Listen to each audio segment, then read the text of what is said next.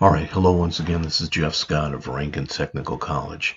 And if you watched my little mini lecture yesterday, my mini video, you'll know that I had problems saving video for the lecture I did yesterday. It was probably my fault. In fact, there's no one else to blame, so it's my fault. So I'm going to come back in here and create a CRUD app for you right now. I'm going to come in here and create a new folder, and I'm just going to call it LINQ Demo. Okay, it's going to be pretty simplistic. So let me come in here, start up Visual Studio, and I'm going to, like I said, I'm going to try to keep things as simple as I possibly can. Create new projects. Please, when you do this, do not use Windows Forms app .NET Framework. Use the Windows Forms app without the .NET Framework. And again, we'll call this all the same thing. So it'll be LINQ Demo for the project name, the solution name, and even the folder name.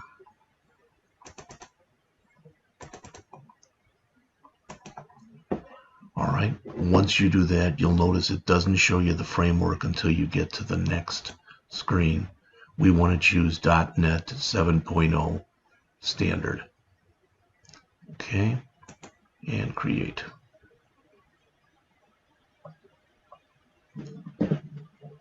I will tell you that working with this is a little bit, for lack of better words, it's a little quirky. So for lack of better words, kind of, you've been warned. All right. So let me come in here and make my screen. I think I'll build the interface first.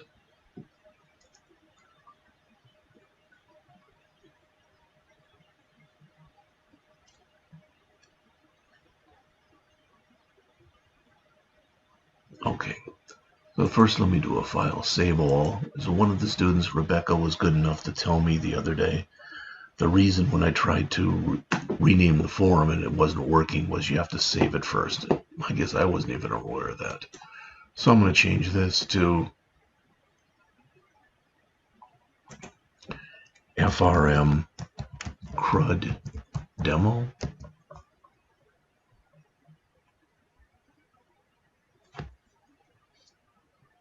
And of course I renamed the wrong one, so let me see if I can undo that.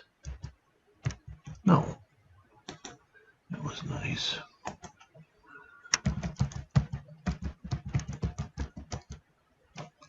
And yeah, I want to rename everything. So there we go. I should be okay now. All right. Let me come in and resize this form. I'm going to make it, I don't know, somewhere around 1250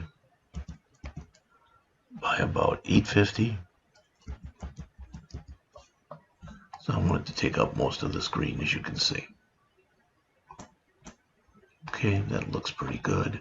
Let's change the background color to something a little more soothing. So we'll use that darker blue here. We'll use the kind of purplish. There we go. All right. Now, what I'm going to do, again, is I'm going to build the interface. I'm going to do this by putting in 4 group boxes.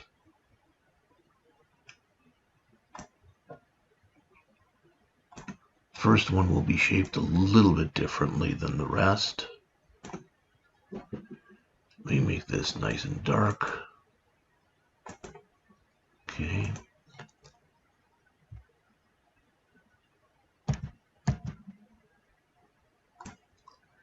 Then we're going to have another one next to it. Let me move this over. I want this to be nice and big. This one doesn't have to be as big.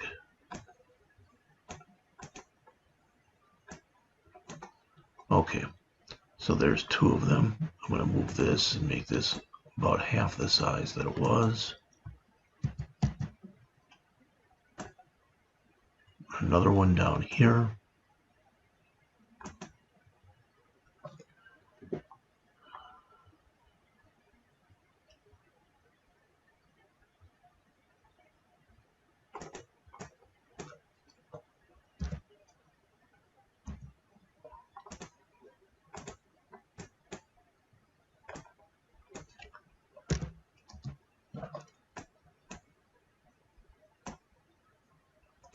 Okay, that's good.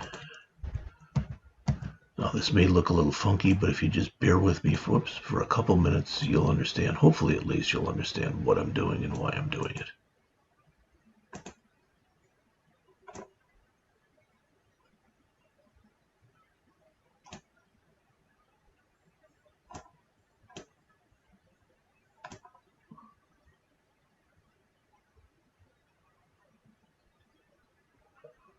All right. And you know what? I haven't been doing this lately, but I'm going to pop an exit button down here. It was not my original setup, but I'm going to put it in there now.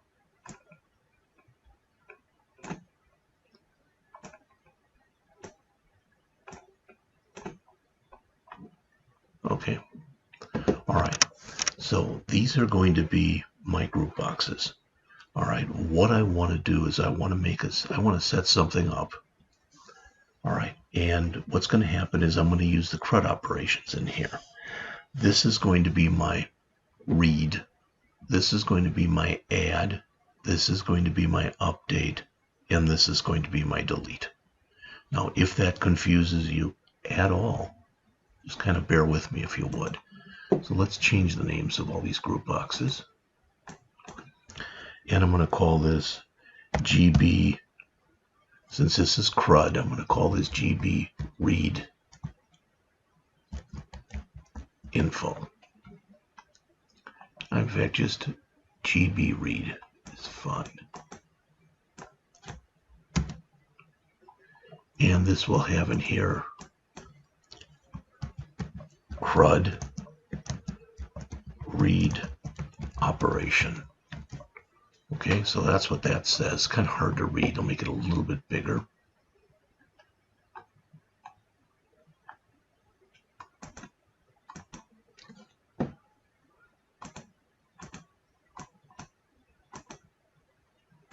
There you go, CRUD read operation.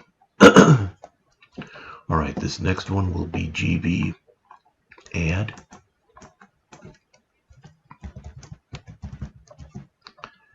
And it's going to say CRUD add operation. Actually, what I'm going to do quickly is I'm going to highlight all three of these. And I'm going to change the size of the font to 12-point bold Arial.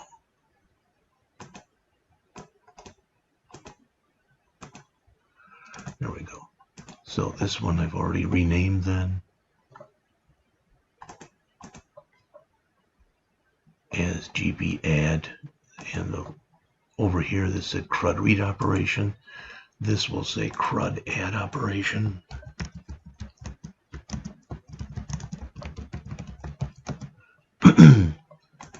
This will be GB delete, and it will put in here CRUD delete operation.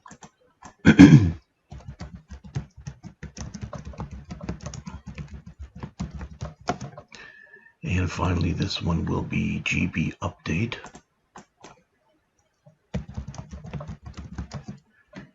And it will say CRUD update operation.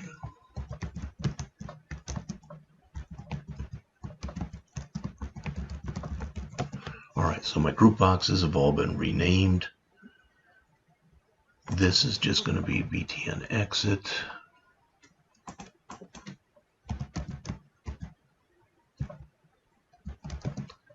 It's going to say exit.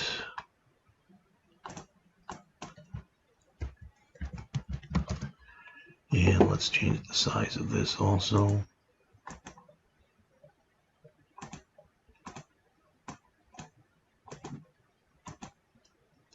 All right.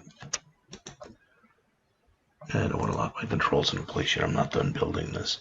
Okay, so in here, what I'm going to have, first of all, I'm going to have two buttons. Okay, in fact, I'm going to make this wider, like that. Oh, like that. And then I'm going to copy that. And in here, I'm going to put in two buttons. All right, they're going to go down near the bottom. All right. And then I'm going to have two labels.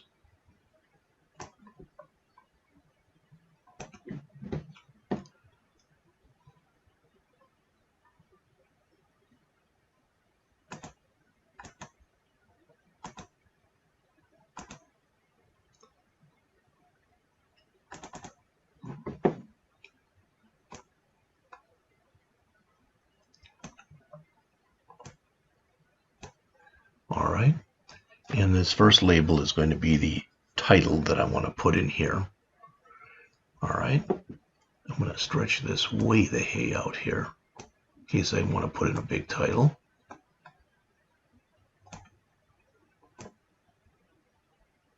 That's about right. And I'm going to call it LBL title. And I don't want any text in it whatsoever, but I do want the size to be bigger.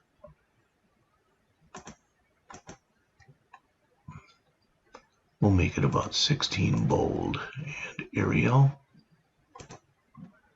Okay, again, I want no text in there. But I do want to set my text alignment up to be right in the middle. Okay, then I'm going to make a copy of this. And it's going to go right underneath it. About there. Let me actually move these down a little bit. Put that about here. There. So this is LBL title. This will be LBL results. This will hold the results of our queries. All right. This is going to say BTN. We'll call it show EMPS.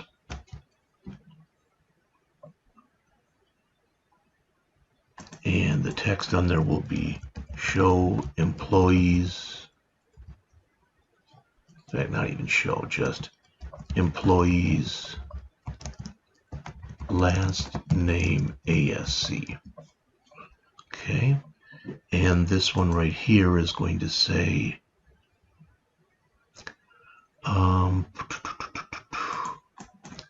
BTN minimum salary. And the text on here is going to be minimum salary.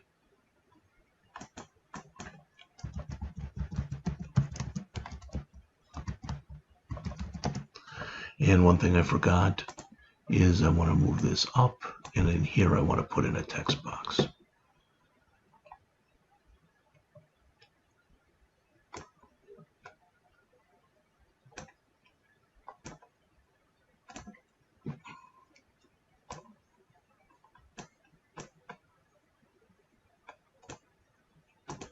All right, let's change the size of this, just make it about 12, bold.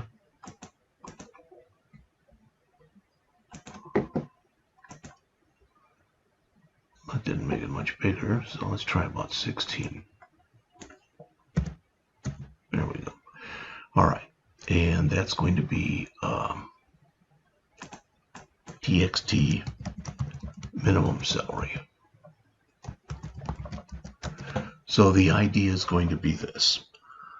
If I click either of these buttons, if I click this button, this label is going to fill up with all of my database information. Okay, and it will be, the employees will be listed by last name in ascending order. This, I'm going to put a number in here like maybe $50,000, and that's the minimum salary. So everybody who's making over $50,000 is going to show in here. All right. Okay, and like I said, these are both just labels. This title will change depending. I'm going to use this title for these two buttons, and for an add, and for a delete, and for an update. Okay, so that's it for these. This one in here, I have to make this a lot smaller, but I'm going to want here 4 labels.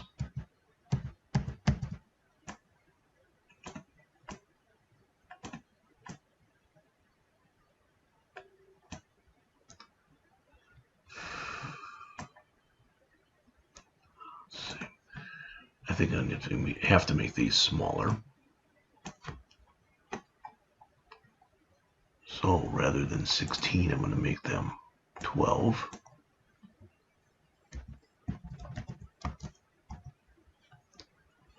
Okay.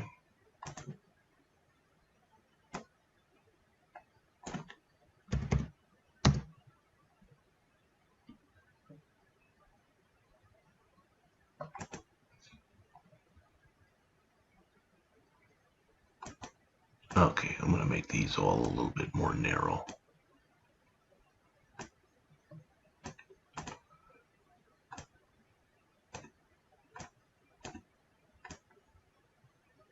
Because I want a button down here.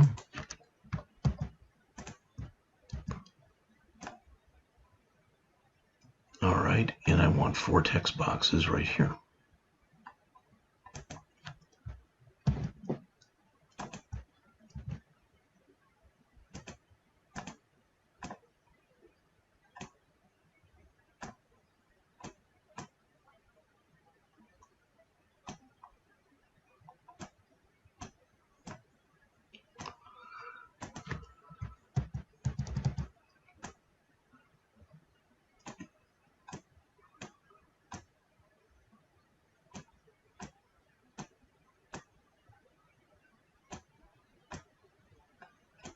All right, so again, if I want to come in and I want to add an employee, this is how I'm going to do it.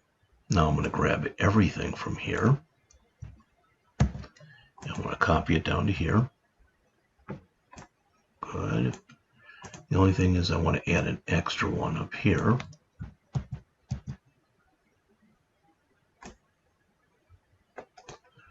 Okay.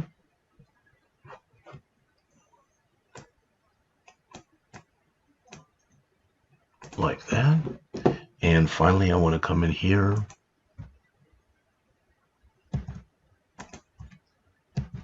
This is going to be real simple. I don't need this text box here. I'm going to put a combo box both here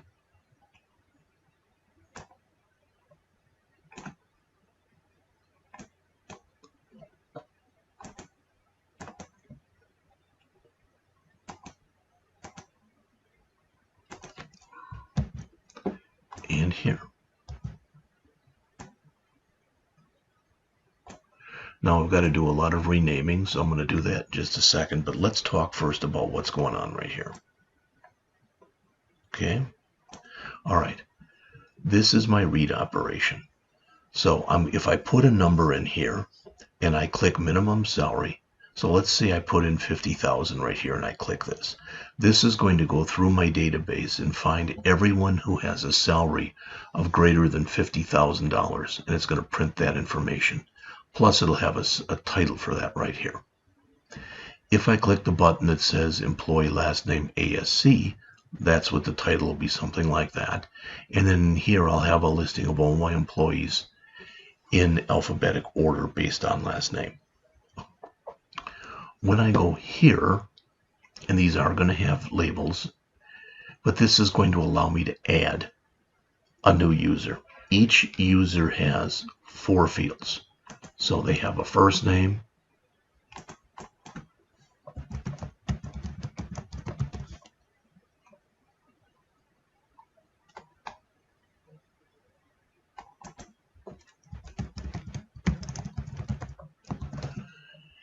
each user has a last name,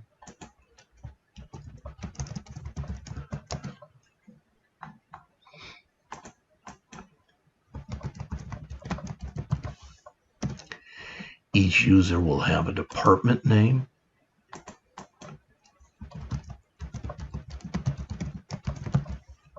it's called a dept name, but in here we'll put in the word department if it fits.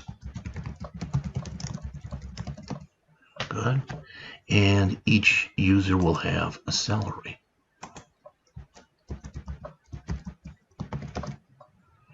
All right. And let's name these text boxes kind of accordingly here.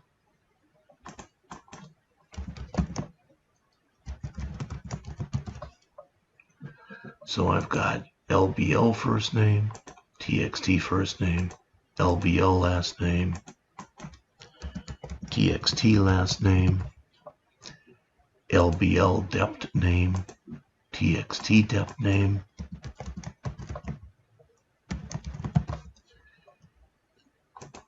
LBL salary, and TXT salary.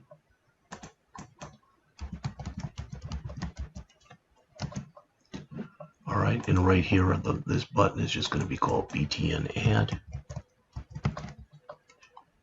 And I'm going to put in there for text, add new employee.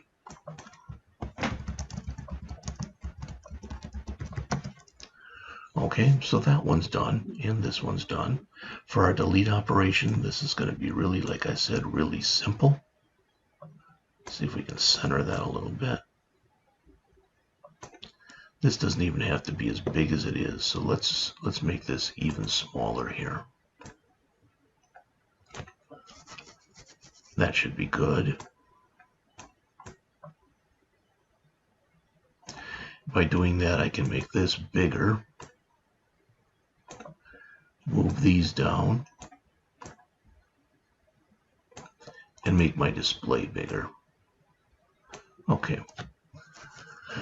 So right here, this is going to say employee ID. So its name will be LBL employee ID. Okay. And the text will be employee ID.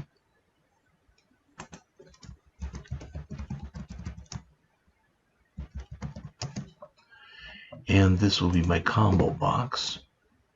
So this will be CBO delete employee.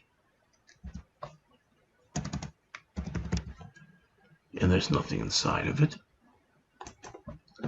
All right.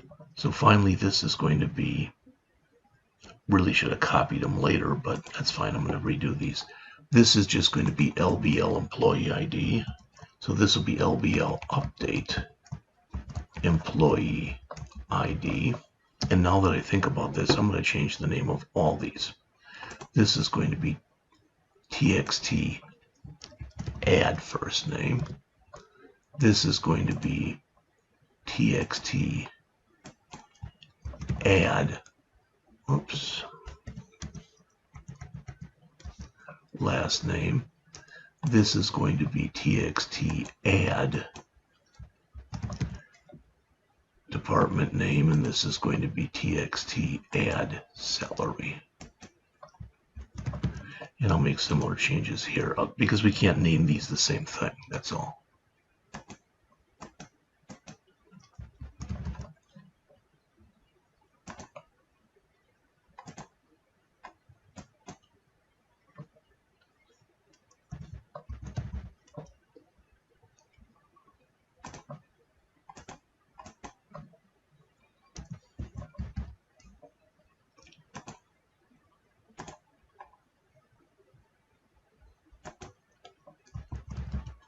All right, so those are changed, and this one is going to be LBL update employee ID.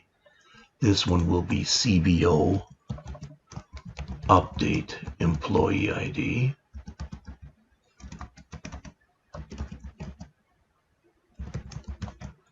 Maybe I want to name it similar to what I named this.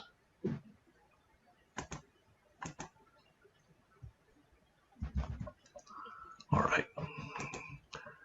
Again, this is LBL update employee ID, so this will say employee ID.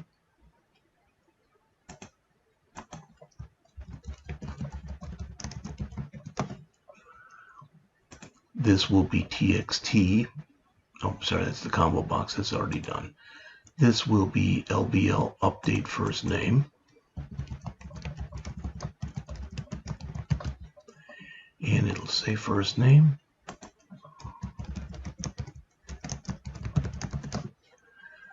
This will be TXT update first name.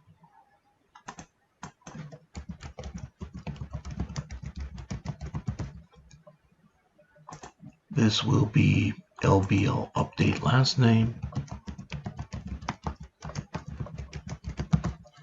And it will say last name.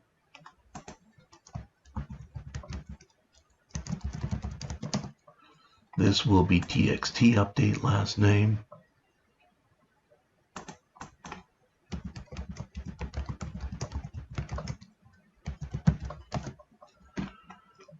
This will be LBL update department name or update dept name.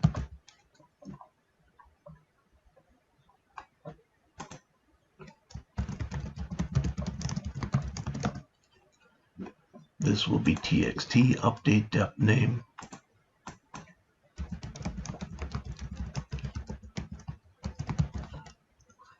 Okay. And finally, this will be LBL update salary. It'll say salary.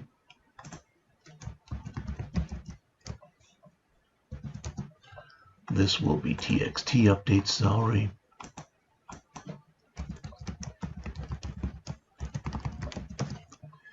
And this will be, I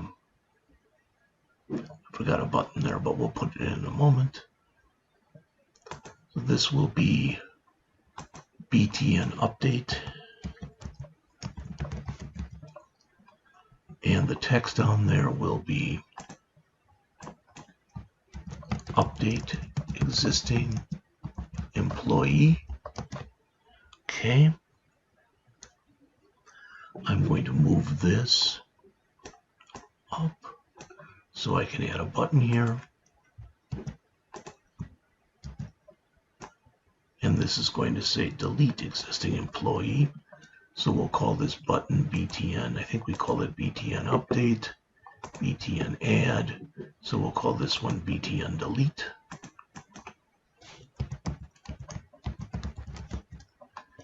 And again, it will say delete existing employee.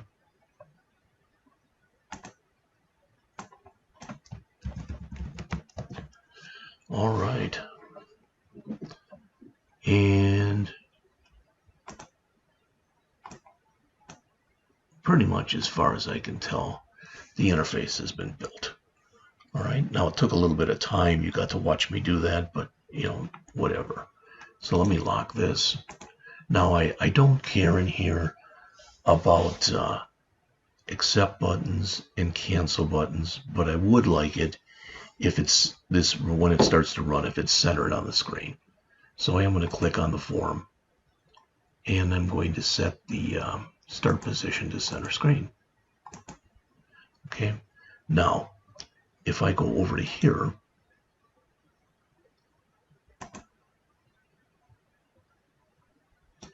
okay, there's nothing there yet, but if I just want to run this, I want to see if it is centered and if it looks okay.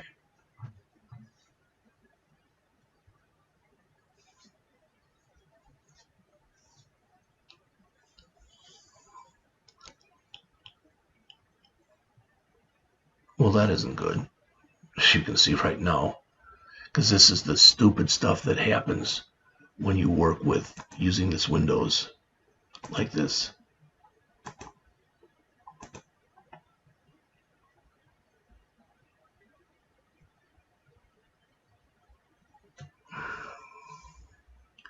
This happened to me yesterday as well.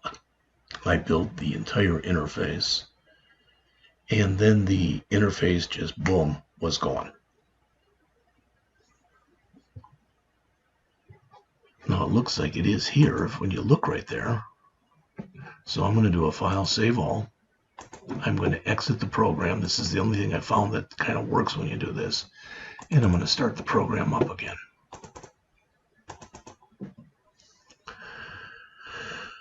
And hope and pray that the interface is there. So if I have to draw it again, then I'll pause the video so you don't have to watch me draw it again.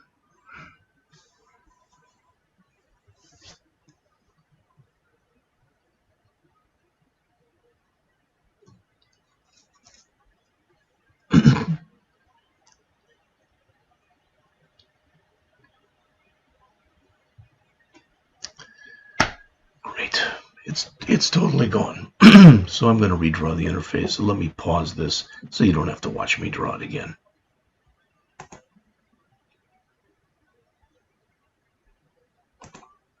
All right. About a half an hour later, I'm back. I've rebuilt the interface. I want to check real quick to see if I've forgotten to name anything.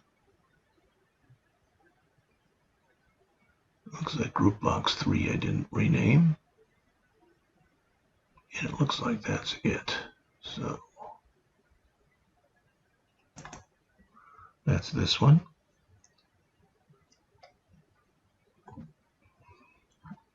So I want to rename that GB update. check it again.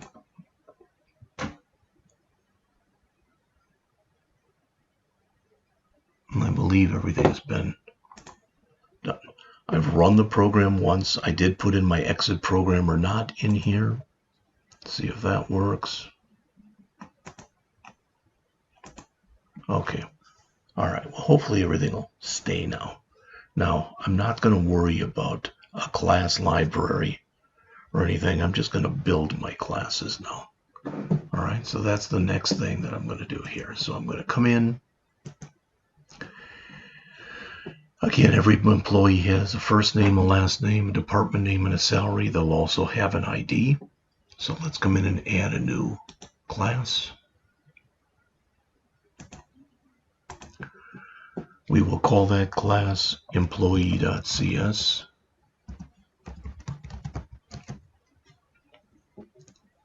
Make this public as we do, and it'll have all 5 of these things in there. So public int ID, and this is key.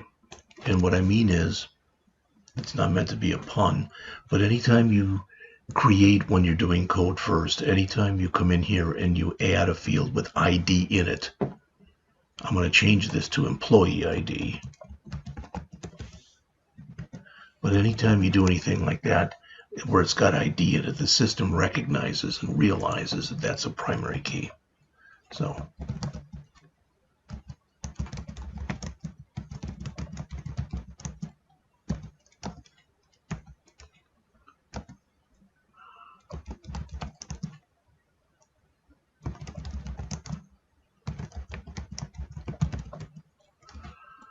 and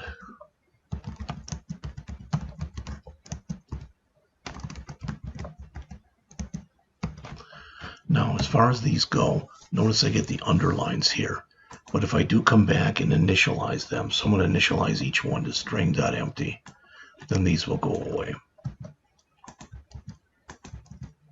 Okay.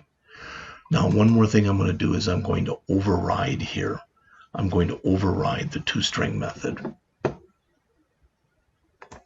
So whenever we run a query, this is what we're going to want to have basically print out.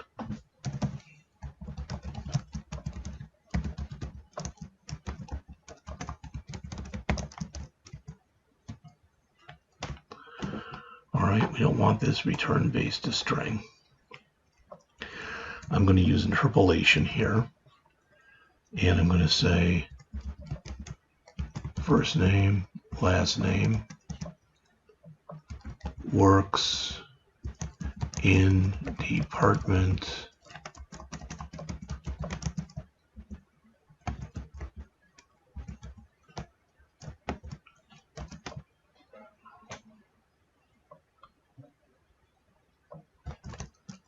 with salary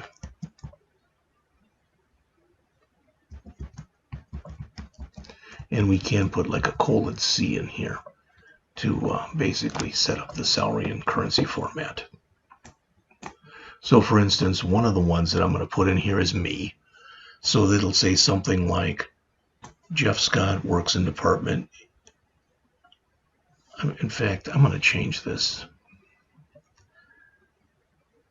That's fine. I'm going to leave it the way it is. Works in department, with salary. Okay, so we're going to leave it like that. So this is our employee class. Hopefully at least, I won't even have to go back and make any changes in here. So I'm going to do a file, save all, and I'm just going to close this.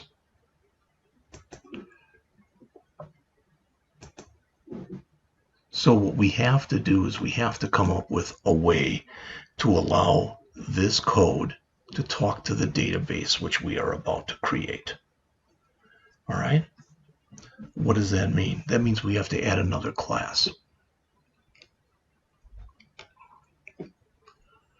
Okay, so I'm going to make a second class here. And again, it's up to us what we want to call it. But it's going to be for an employee. This is an employee app, and it's what's called a context class. So I'm going to come in here and create a new class, and I'm going to call it employee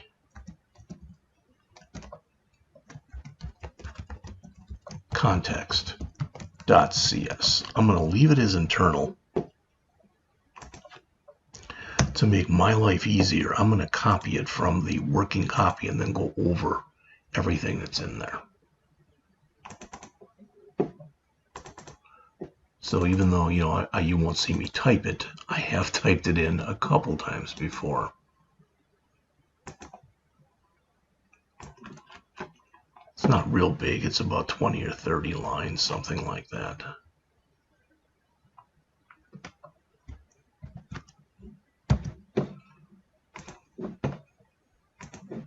But there's just the path and stuff that you have to put in here, so I didn't want to worry about screwing it up. All right. I'm getting some errors. Don't worry about that. We're going to get these fixed in just a second. Okay, I'm going to get another error when I do this. All right. Now, right now, it doesn't understand anything database. So let's provide that. So I'm going to come in here and do a tools. I'm going to go to NuGet Package Manager, and I'm going to go down to the middle option, Manage NuGet Packages for Solution. And right now there's nothing installed. So I'm going to go over to Browse here, and I'm going to type in Microsoft Entity Framework. Okay. And what I want to do is I want to put in two of these packages that are in here. And they are, the first one is, and I recommend you do them in this order, Microsoft.EntityFrameworkCore.Tools.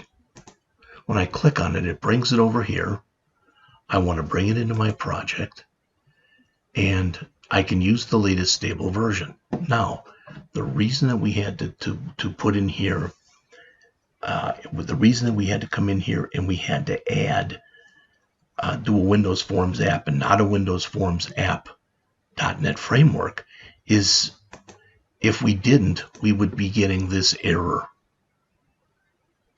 It wouldn't have allowed us to go in and install the stuff from Microsoft Entity Framework Core because it's the software versions are incompatible. But now that we went and did it as a Windows Forms app 7.0, now with this being 7.0, we should be able to install it with no problem. All right. So that one should be installed. And we also want to install Microsoft.EntityFrameworkCore.SQL Server in the same way.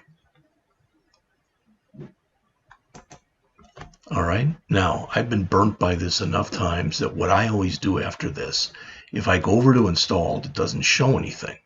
But if I close this, go back and reopen it. So I do another tools,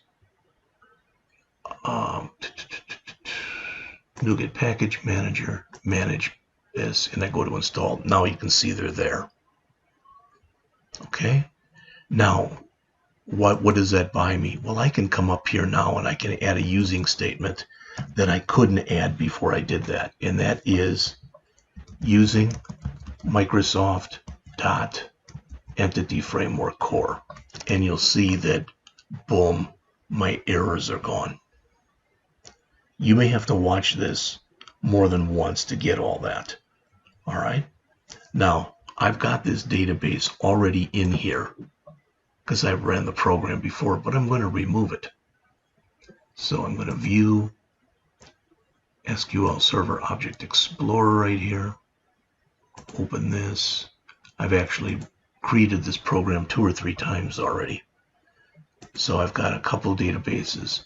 One is called Rankin EMS and one is called Rankin Employees. I'm going to get rid of both of them. So this, I'm going to delete it, and it's gone. This one, again, I'm going to delete it, and it's gone. So let me go over what's in here. I have added some URLs, but when you create this, first of all, this is a context. This is going to be basically our method of communication between working with this in it's going to allow our C# program to talk to our database, and it inherits from DB context. We needed that using statement, or we would have gotten an error right here. There's two methods that we have to implement. The first one, basically, as it says, it basically isn't even for help, it's for setting up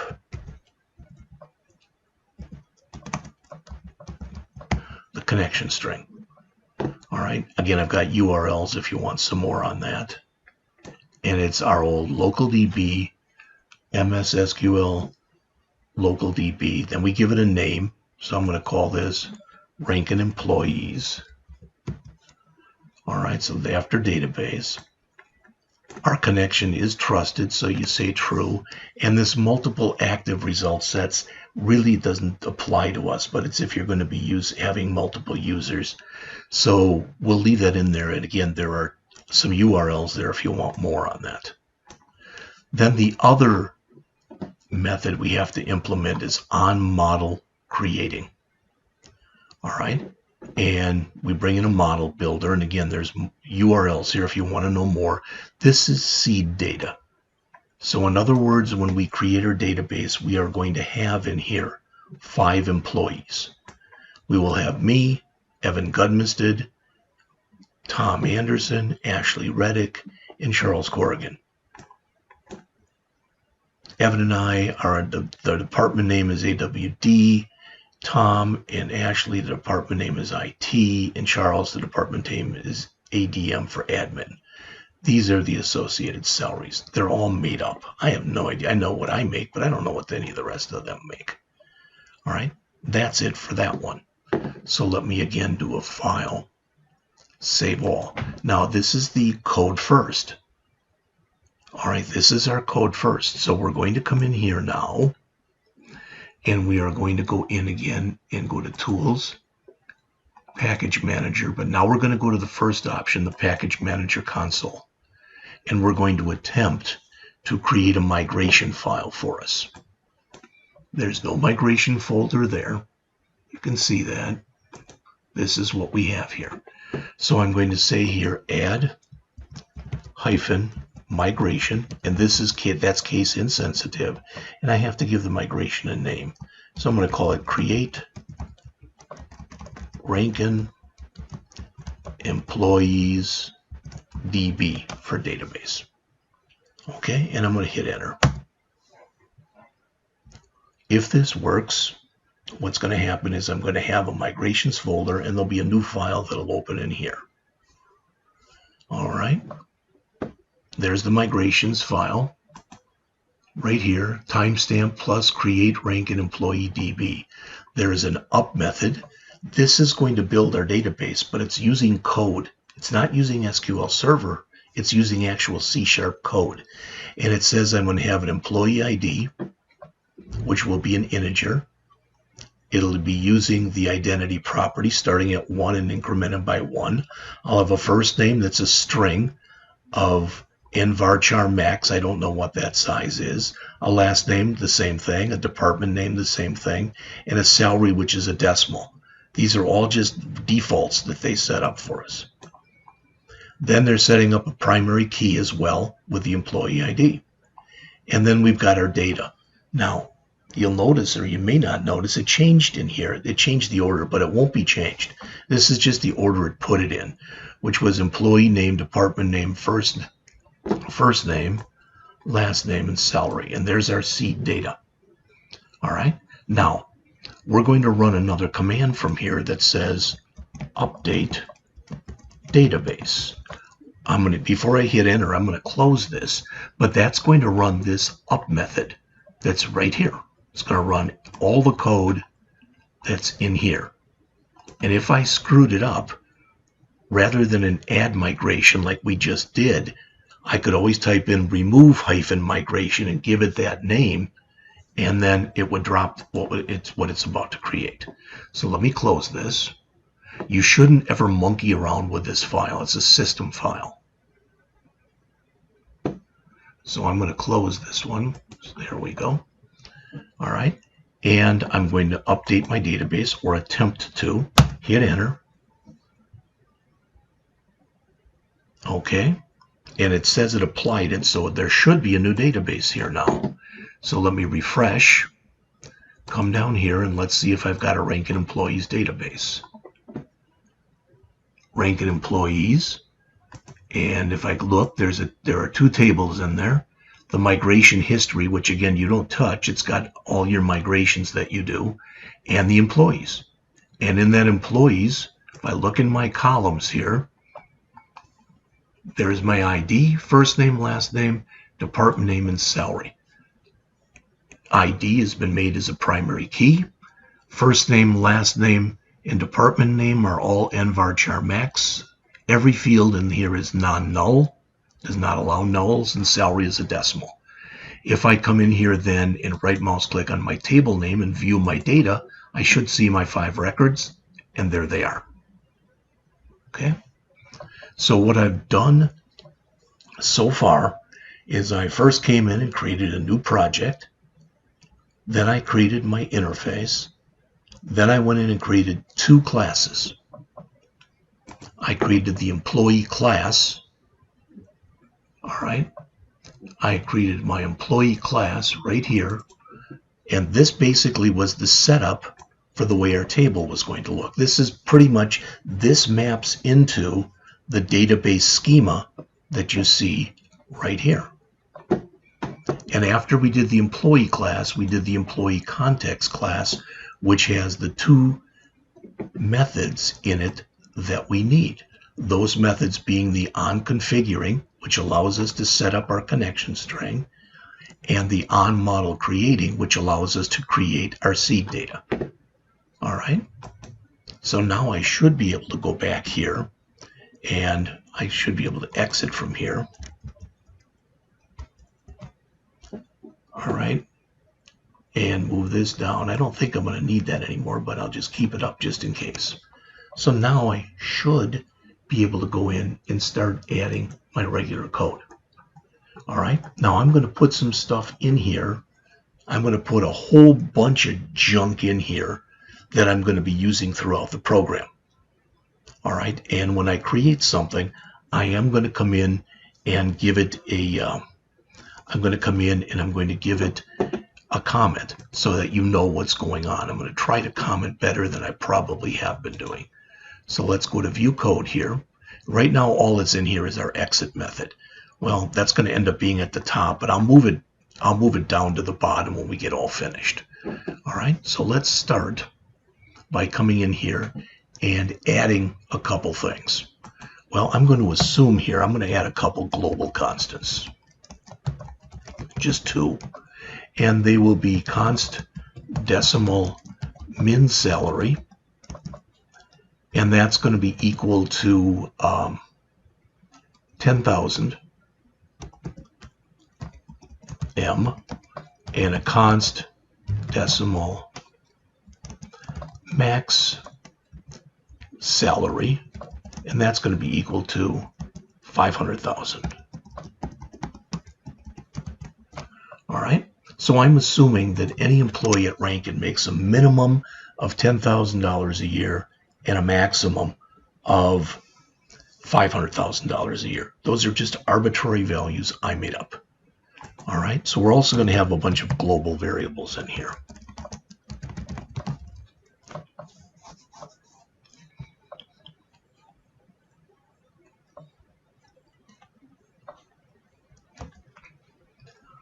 All right.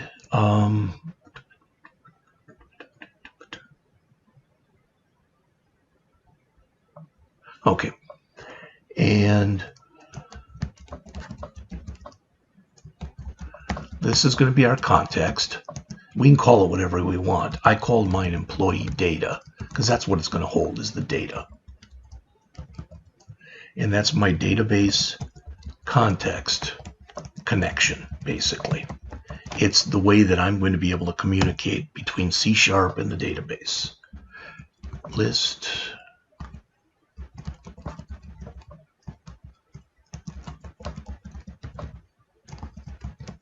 now this is my list of employees. It used to be that we always did this. We always would say list employee like that. And there's absolutely nothing wrong with doing that. There's absolutely nothing wrong with doing it that way. I'd get no errors. But now today, it's been cut down, so that's all I have to do. So this would be my list of ranking employees.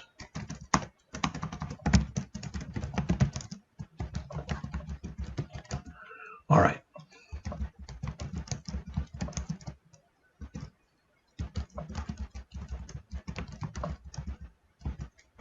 This will be used in the update routine. All right, so you'll notice all these are coming in, they're all gray right now because I'm not using them yet. Same with my constants. We will be using them throughout the program. So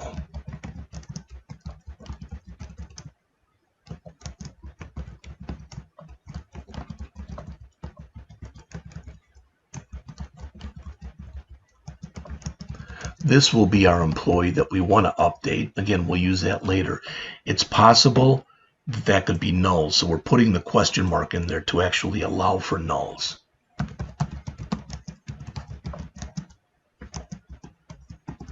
This is going to be the person's salary.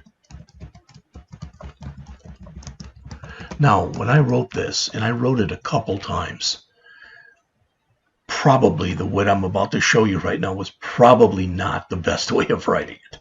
I'm just telling you that right now, but it's the way I wrote it. So I made 5 Boolean flags in here.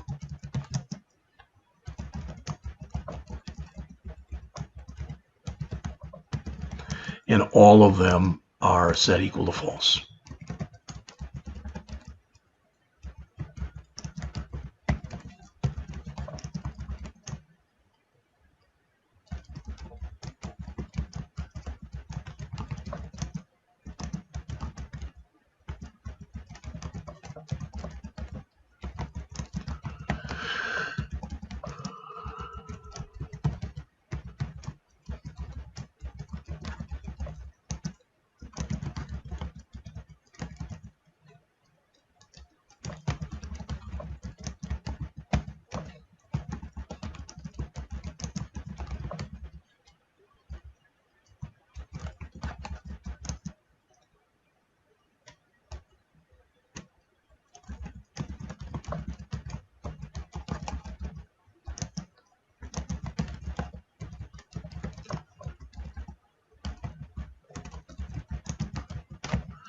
All right, so those are all of my global variables. Now, I also used a validator program, but what I did was I took the one that's in the book, one of the ones that was in the book. I think it was in like chapter 20 or 21. I think it was in 20. It could have been 19. I don't know, but one of the ones. And I modified it. So I'm going to bring that in as well. So let me come in here and add another class that we're going to call validator.cs. Make that public.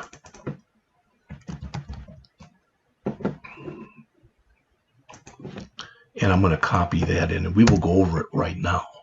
But again, I just don't want to have these. You have to see me type in and type and type and type.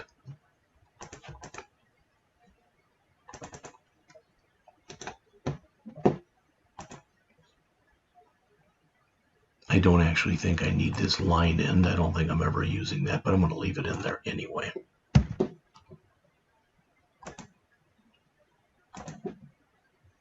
This will look real familiar to you. It's pretty similar to what we've done in the past.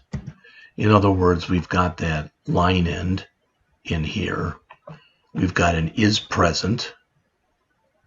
We're only passing in a text box. All right, we've got an is decimal. We're only passing in a text box, and an is within range, where we pass in a text box, a minimum, and a maximum. This is going to be our min salary and our max salary a little bit later. But other than that, it's the same one that we've been using pretty much all semester. So again, let me do a file, save all here. All right, and I'm going to close this validator. And now we're going to start building the actual program. Okay, so let me go back to the code here. Now, right up above this, okay, right up above this, I put in some, a line of code. So let me put this in, and I'm going to put comments in there and try to remember to. So initialize the employee context. And remember, we call the employee context employee data. And that's right up here. All right, so how do we do that? We say employee data equals new employee context, just like that. Double check and make sure I'm good. I am taping. All right.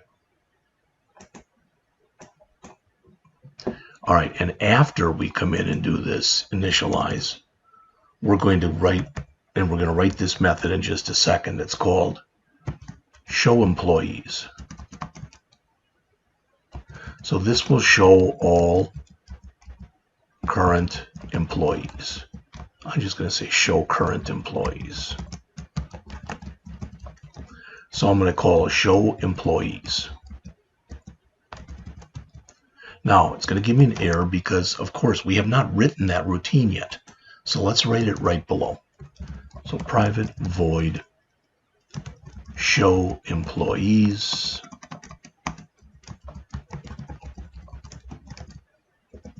My errors are now gone, but I've got to write that routine.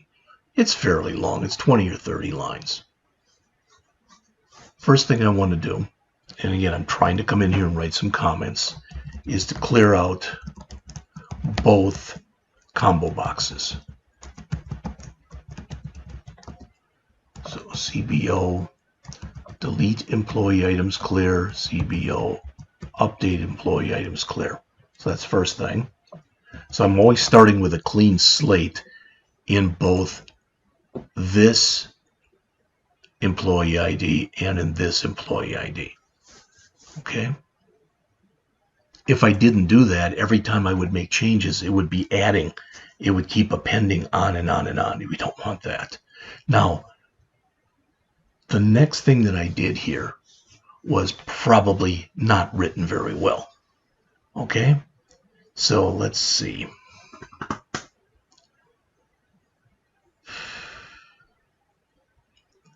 I'm trying to think of a better way to write it. First, let me show you how I did write it. I said this: if I've got all 5 of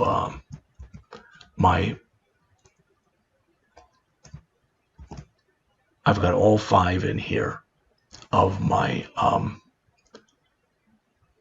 flags. Well, if this is true, I don't want to do anything. Again, I don't want to do anything.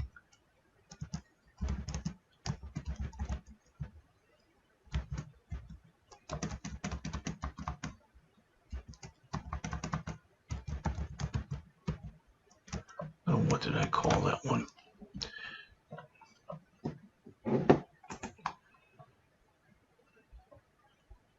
Am I missing one? Yes, I am. I should also have in here another bool, show a deleted employee equal false. All right.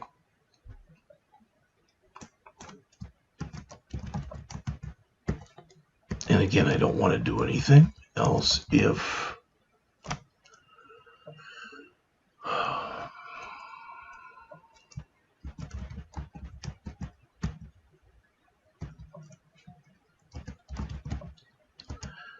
so if any of my flags that are in here, if any of these flags have been set, any of these 4 flags, I don't want to do anything. But if none of those 4 flags are set, show employee ascending, show added new employee, etc. If none of those are set, then I want to do this.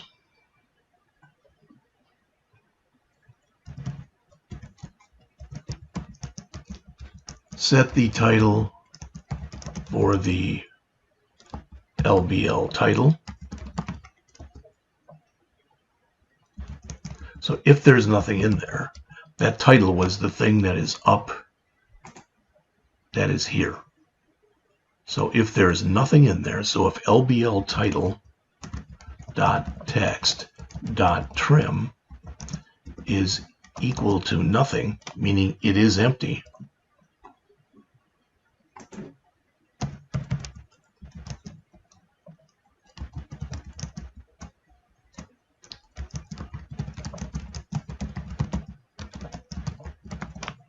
all right, so if there's nothing in there,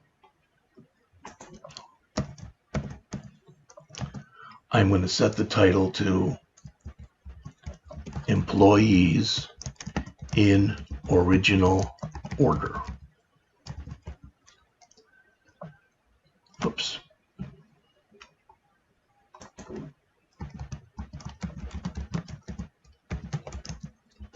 Okay.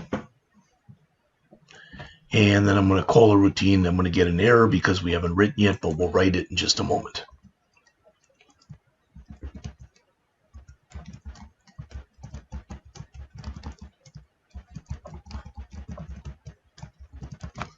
Just so we can get rid of that error, let me go in right below where I am.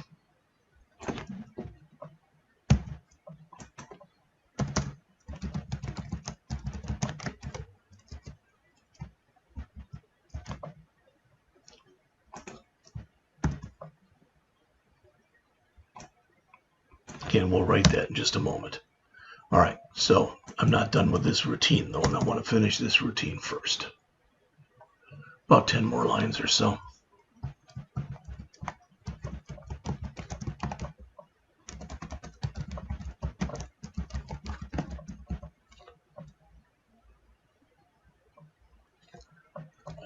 Before we do that, let's do this.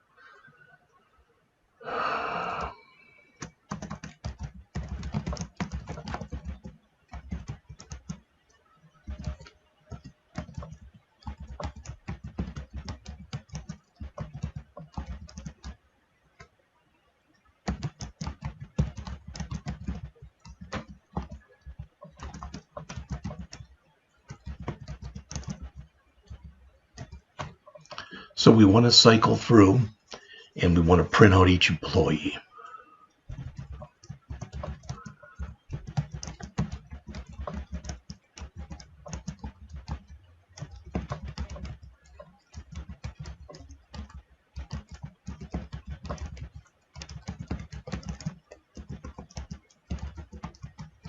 This is where we'll use that toString method. And that toString method was from our employee class. Remember, hopefully it'll say something like Jeff Scott works in department AWD with salary $34,567, something like that. All right, we'll put on the end, we'll put a blank or a new line.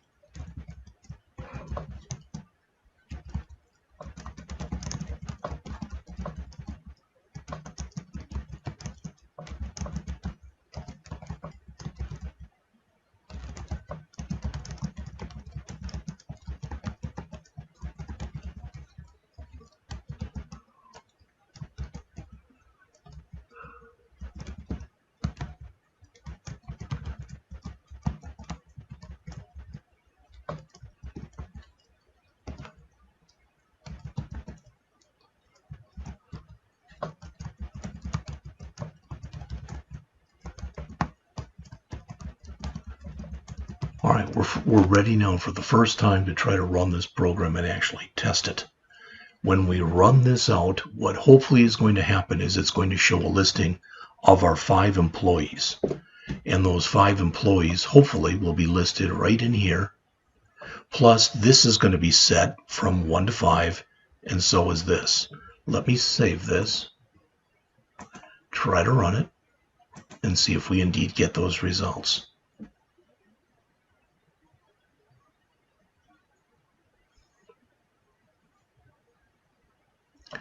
All right, doesn't like some object reference not set to an instance of an object. Employee list was null. Shouldn't be, but it is. Let me go back and double check my code here. See if I made a mistake. I didn't think I did, but we'll look anyway.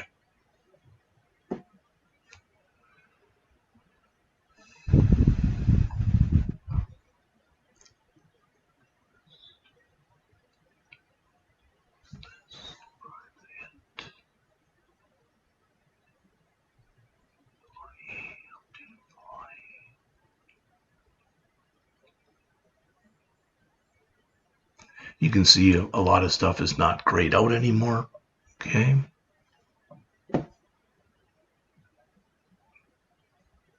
Probably should add that one too, I think. We'll look at that in a bit. Context. Show employees. That's all correct. Clear. That looks correct.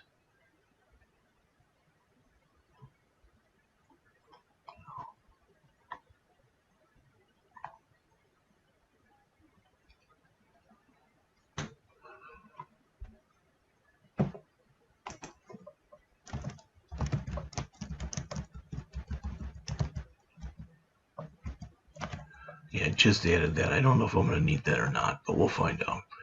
All right, else. Title trim is equal to nothing.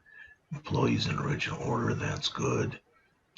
Link to show all employees. That might be the problem is because I haven't written that yet, but we'll see in a minute. LPL results.text. Employees in original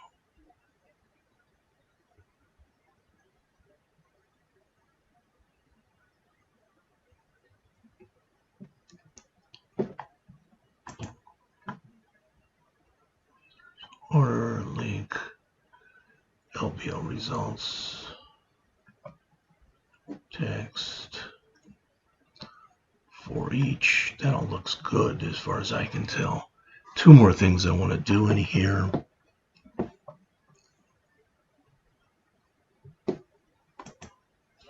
I want to make sure that if any Boolean flags are set, I want to turn them off. So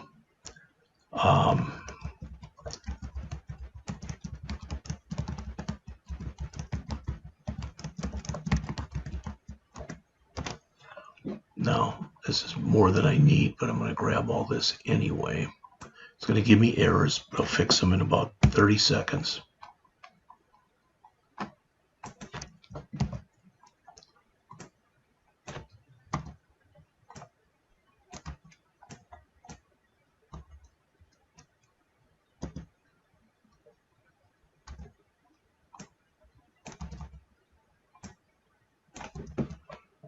Okay.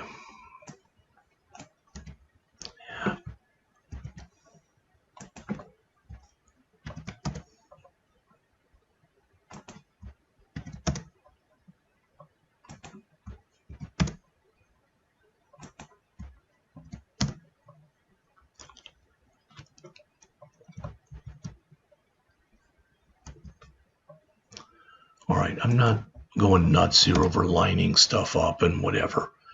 Too much at least. All right, let's go look at this. Link to show all employees. Okay. Problem is I'm never running the link query. That's why it's not showing anything. So in here, I want to say list current employees in their original database or DB order. Okay, so employee list equal employee data. Now I'm going to do what's called chaining, and rather than putting it all on one line, I'm going to put it on multiple lines. Okay, so I want to come in here and say dot employees. This is a LINQ statement. Dot select, and then I'm going to just give it a name. I'll call it E for employees. E, which means select everything. Dot to list. So what this means, just so you know, what this means right here is I want to run against my contacts, so against the database data. I want to select everything from the employees table, and I want to put it into a list format so that it can be read. Now let's take a look and run it, and let's see if we get our data. So there we got it. Employees in original order. Me, then Evan, then Tom Anderson, then Ashley Reddick, and then Charles Corrigan. Okay, so as of right now, that one's working. So let's come in and start making these things work, these two buttons next. All right, so for the button here, again, the next thing that we're going to do, can I get that stupid error? If I lost my interface, I'm going to scream. So I'm going to do a save all, and I'm going to exit. And I'm going to bring my program back up again.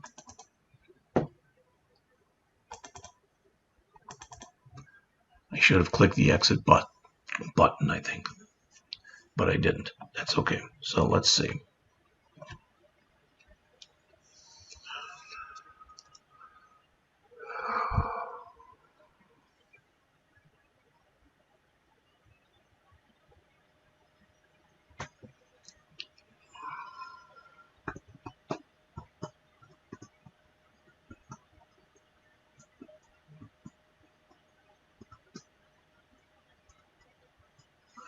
All right, so the next thing I want to handle is this. I want these names to show, but I want them to show in ascending order by last name.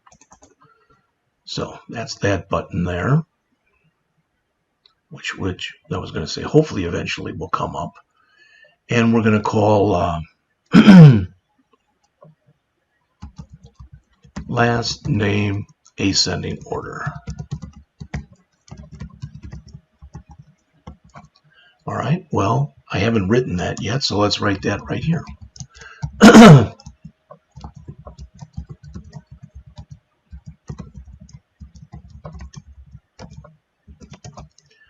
All right, not much to do here.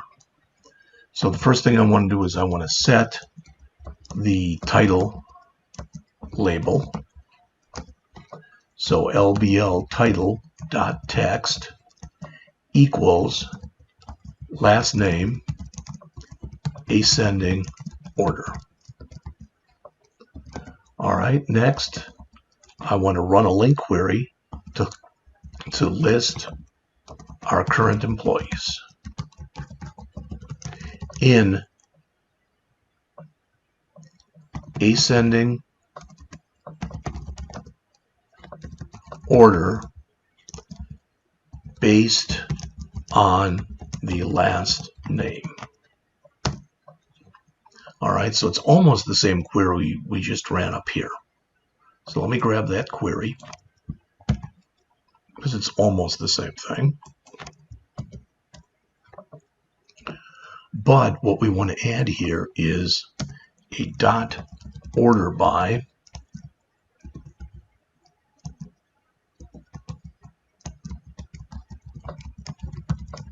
and we're telling it now what we want is we want it to order it, but order it by last name.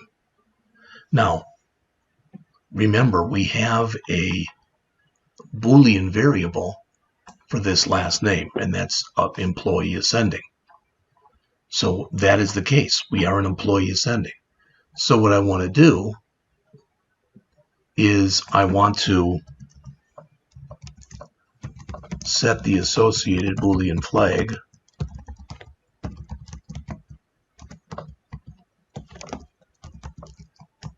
and then call show employees.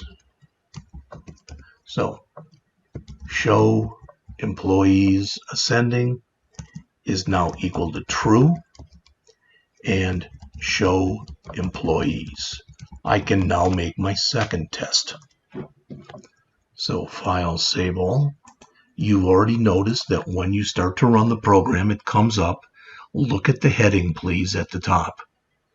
It says employees in original order, and there they are.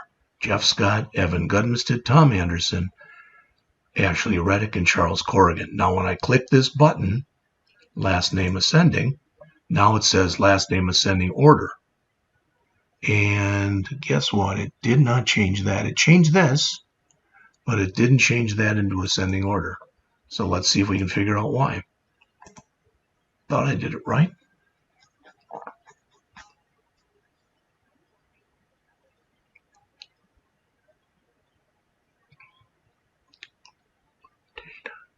Employees, order by EE last name.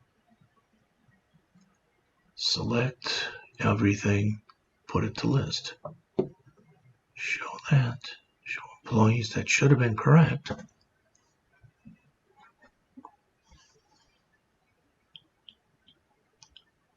So that's it. That's definitely getting hit, but this one doesn't appear to be either it's not running or it's not running correctly. Employee data dot employees order by last name select all to list. That looks correct to me.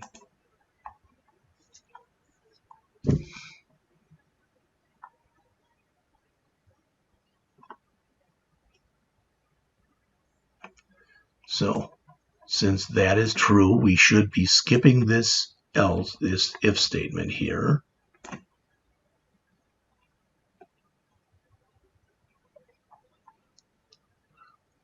Let's see, I do want to do these regardless. I want to reset. Let me move this over.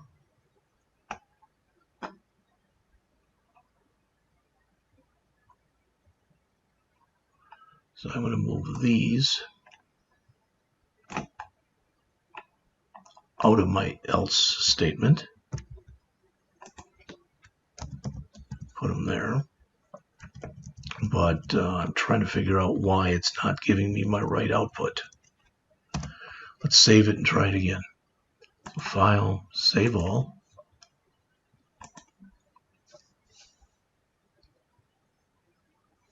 Okay, employees in original order, last name ascending. It's not changing.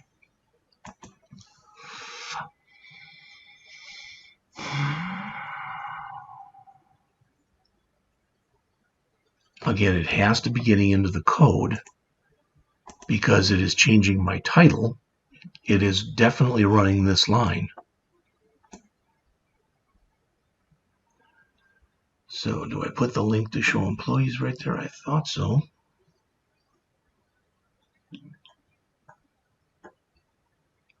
Yep, link to show all employees.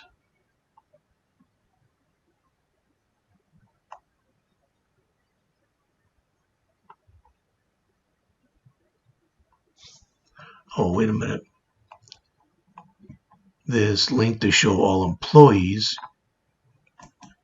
that shouldn't be being run because this is set to true, show employee ascending. That is right here. That is being, let's see.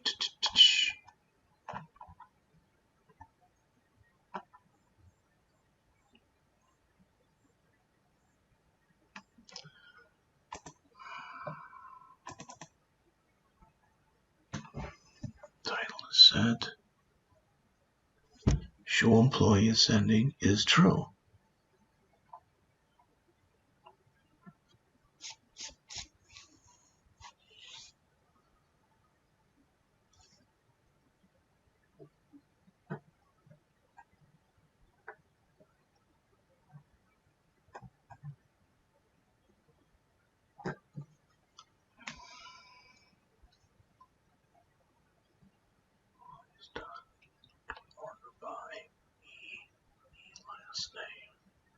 select everything to list.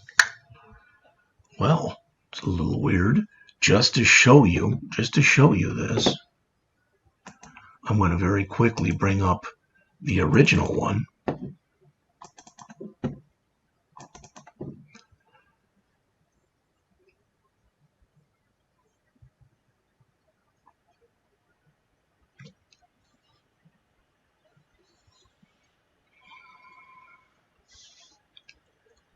And if I come in and run the original one, hopefully it'll come up and there'll be no problems with it. It's, I think, the one in pink.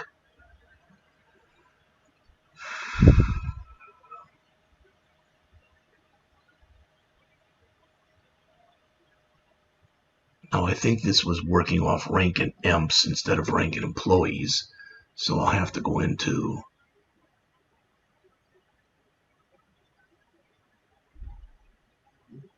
I might get an error when I run it.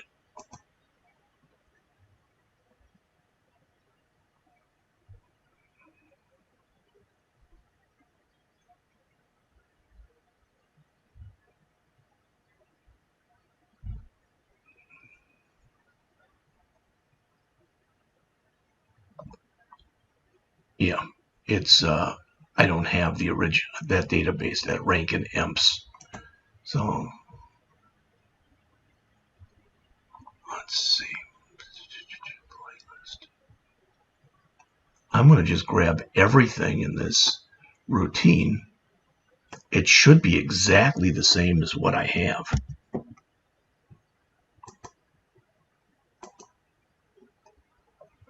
All right, that should be the same thing.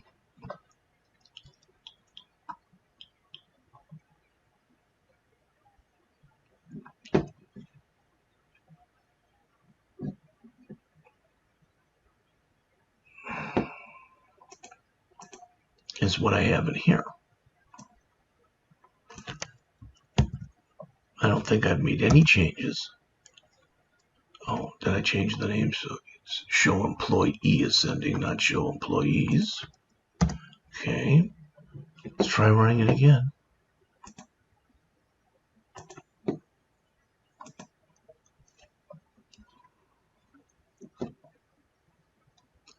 There they are. It's not working.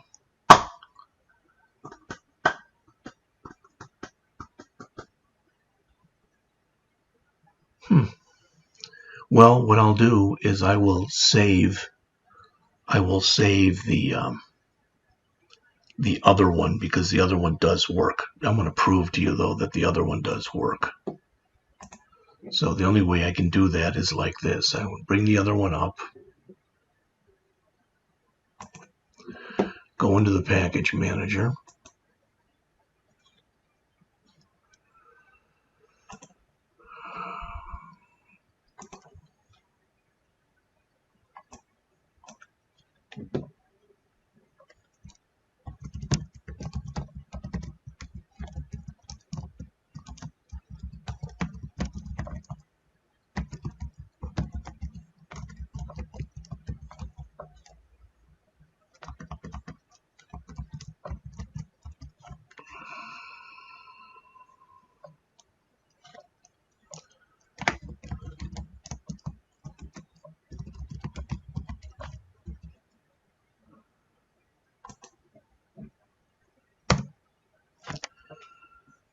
Alright, so that appears to have worked.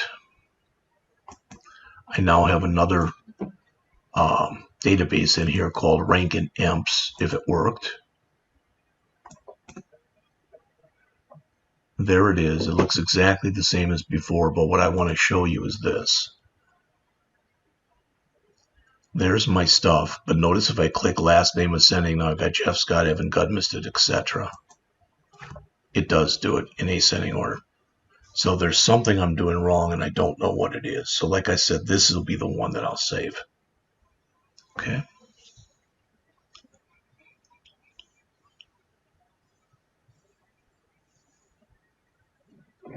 But I'm going to keep writing. Okay. So let me go back to the one I've been working on, the blue one we'll call it. Okay, like I said, that isn't working and I don't know why. The only other thing that I added in here was I added this one. That shouldn't matter though.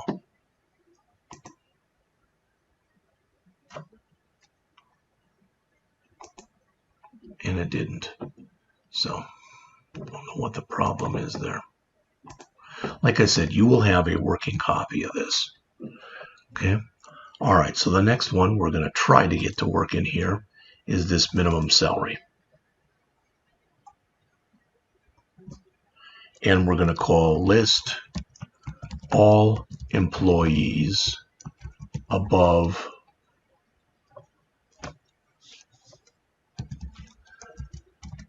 minimum salary. Again, as always, I get the error because we haven't written that yet, so we'll write that right below here.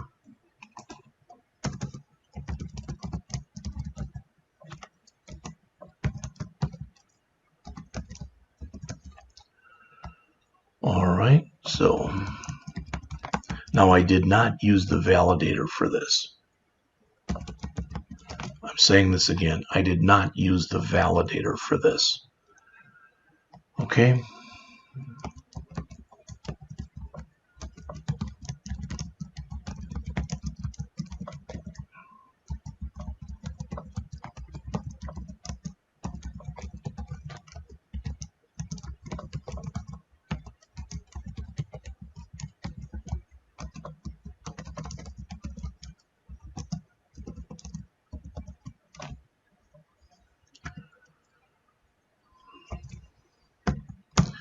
Let's put a show message in here, and I'm going to move it right by our exit program or not, because I'll be moving both of these when I get done.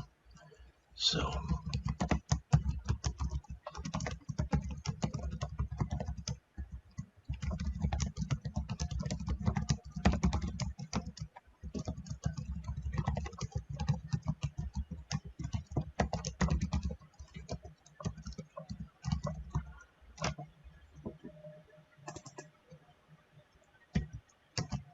and that won't be a question. I want that to be an error.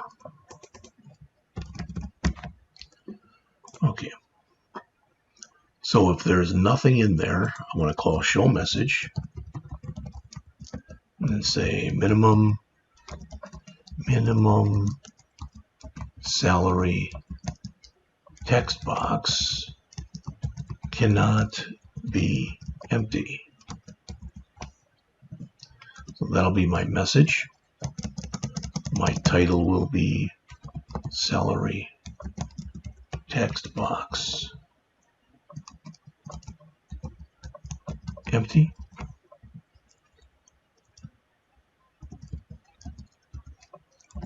I'll give that the focus. And I'm going to get out because there's nothing more to do.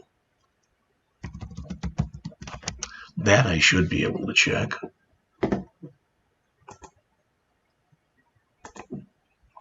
So I'm going to click the minimum salary button, but I haven't listed a minimum salary. So I do get salary text box empty. It cannot be empty. Good. And there's my cursor. So that worked. So if I get down to this point, there was something inputted into the txt minimum salary text box. Now verify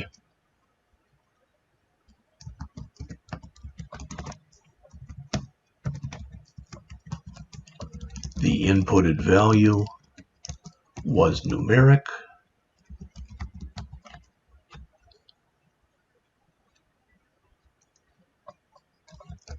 and the inputted value was greater than or equal to 10,000, which remember was our min salary.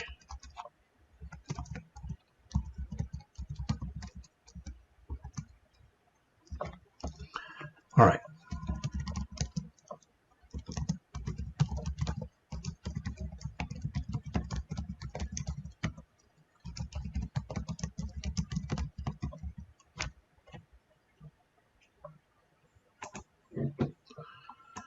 So we're attempting to parse it, and if it doesn't work,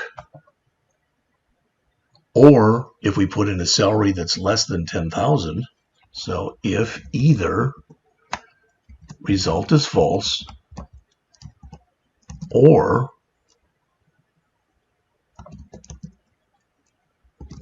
we got a salary but it's less than the minimum salary,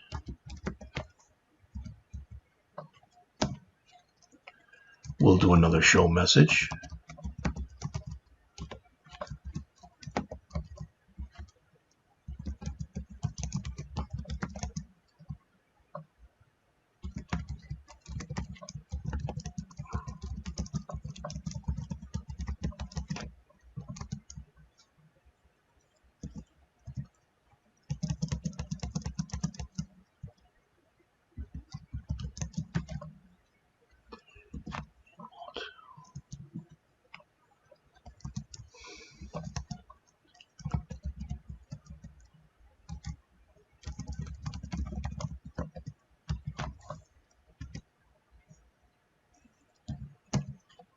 Right. Oh, I didn't give it a title, so let me give it a title.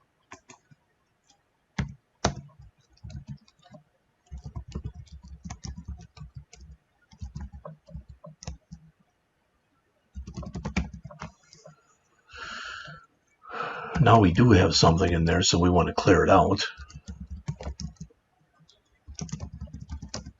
and set the focus. And again, just return. We can check that one as well.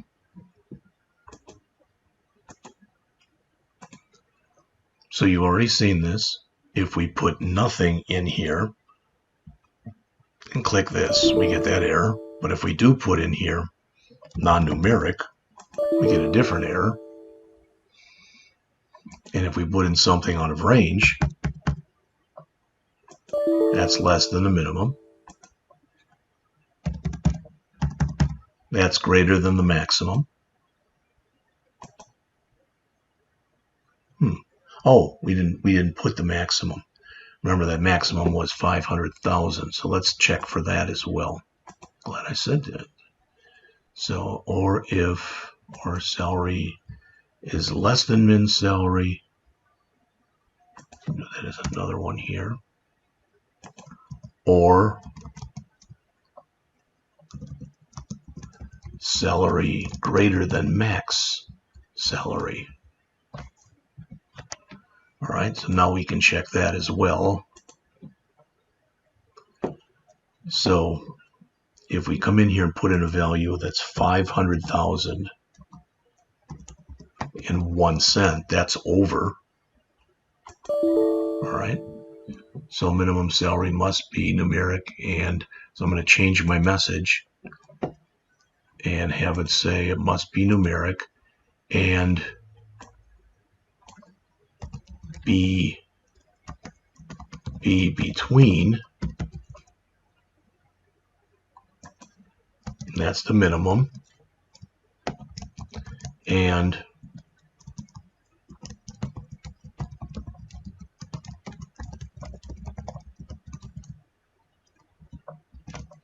so let's see now if that fixed it.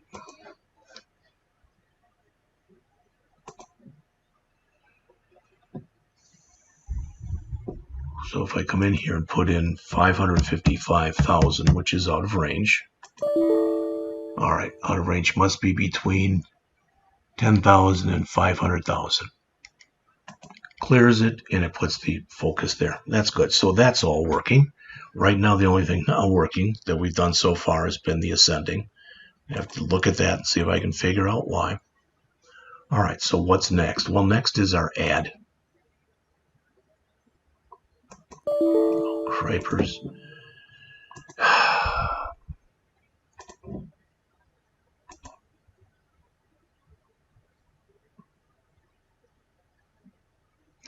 So if any of you can figure out what I'm doing to screw this up, because I'm sure not trying to. All right, please let me know. So I don't want this original one. I want what I'm working on now.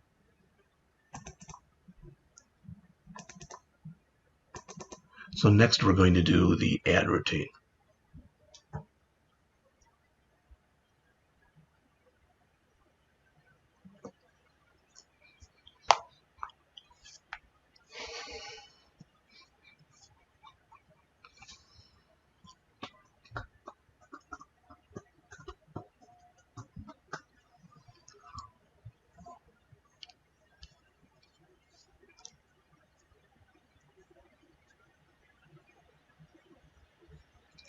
All right, and that's going to be here for add new employee.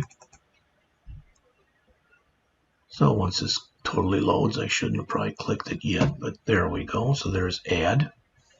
And I'm going to type attempt to add new employee, which of course will give me an error because it has not yet been written. Let's write it right below here.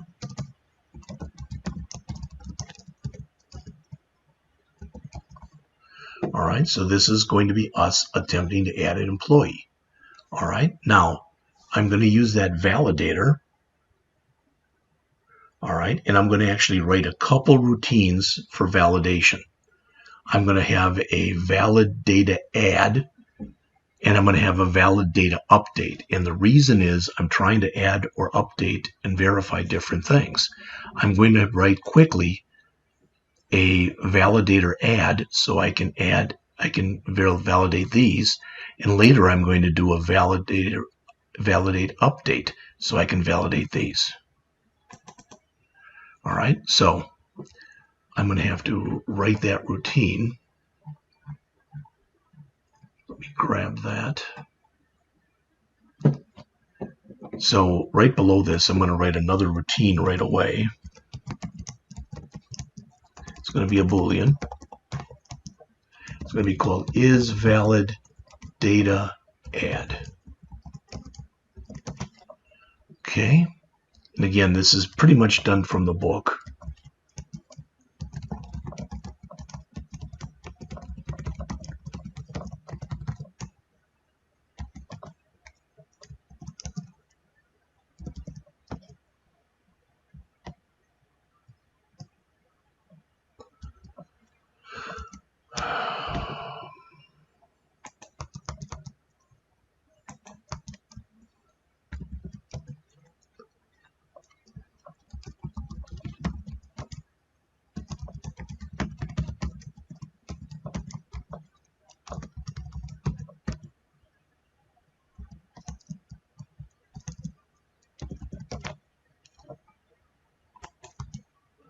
Right.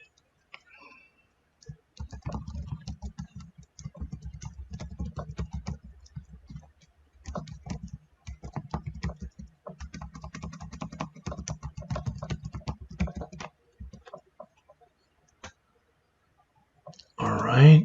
We also want to double check and make sure that what's in the salary is a decimal.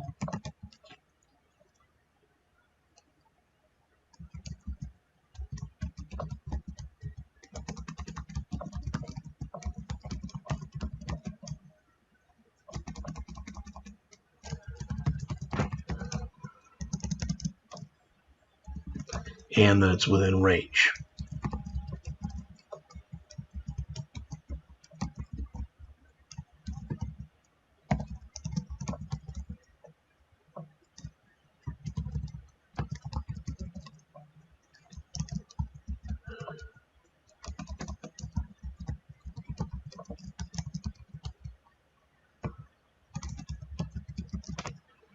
All right.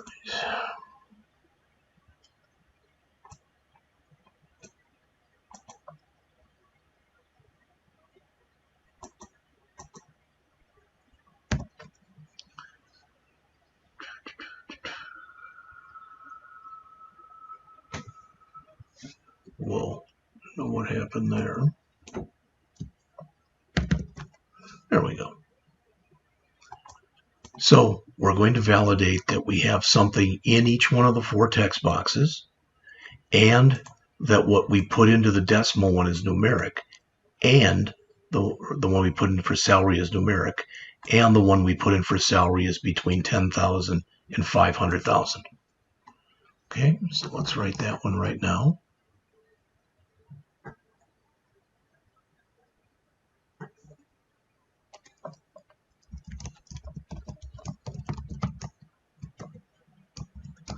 So if it validated, we'll set our Boolean flag to true. So show added new employee is now equal to true. We want to create a new employee object. We want to add that to the database. So undo that employee object to add to the database. And I'm just going to call it add employee.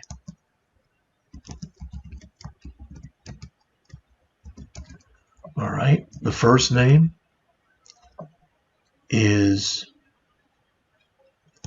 equal to txt add first name dot text. The last name is equal to txt last name dot text. The department name is equal to txt department name dot text, and salary is equal to salary. And what that is that's the one that we remember before we went through it, we made sure that was numeric. We don't need a comma there, but we do need a semicolon at the end here. So that's creating a new employee object. And then we want to attempt to add that new employee. Now,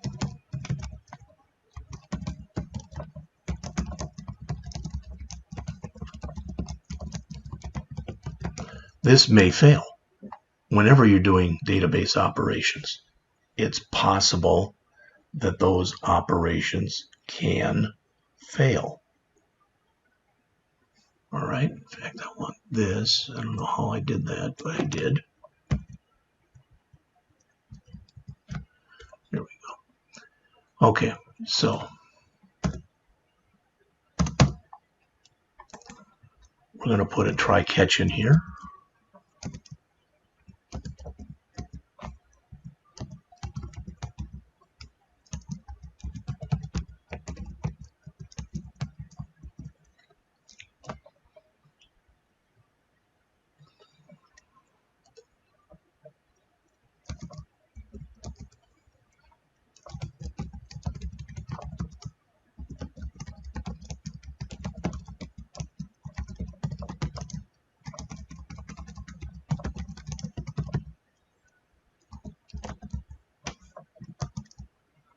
We'll put our own error, and that'll be error attempting record add. That's my error. Plus we'll print out the system error.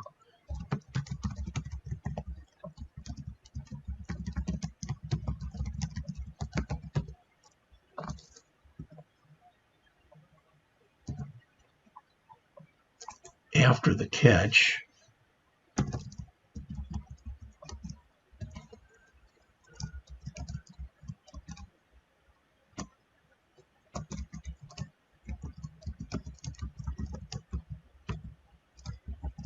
okay, so now we just have to do the stuff in our try.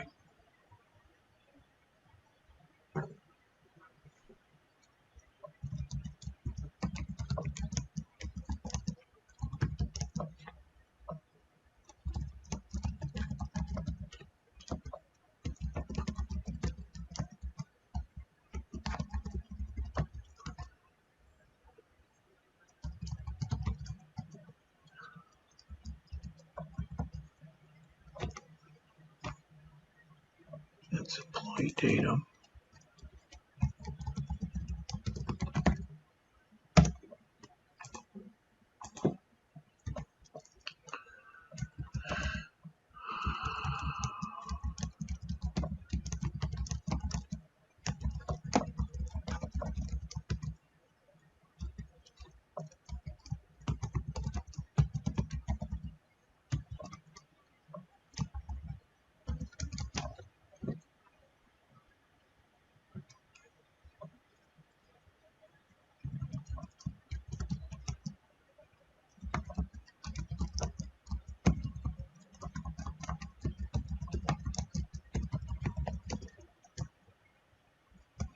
This is going to be a regular message box. All right. So where I've got my show messages, I could add another one there, I guess. I think I need paren here, don't I? There.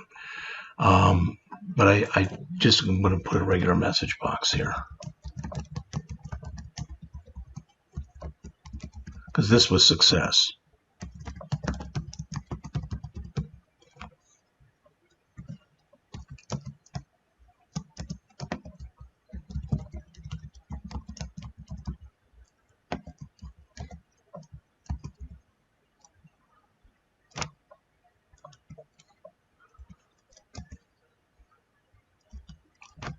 Okay. And we also want to go in and set the title label.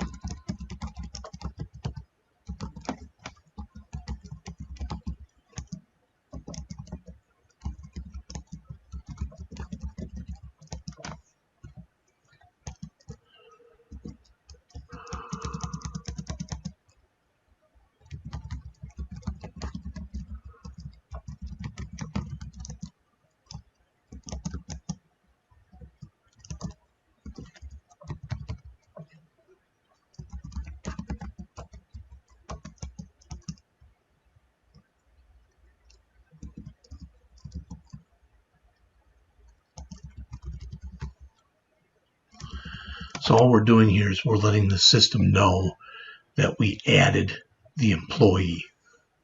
So we got what? New employee plus add employee.first name plus employee.last name plus added. What doesn't it like here? Add employee is not null here. I know that. I don't think I can do this, can I? Is that going to suppress that message? No. Boy, I'm getting errors that I didn't get when I ran this before. Oh, that's .text. That would probably help.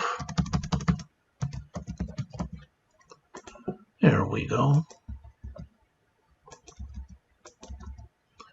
All right. We also want to clear out those text boxes.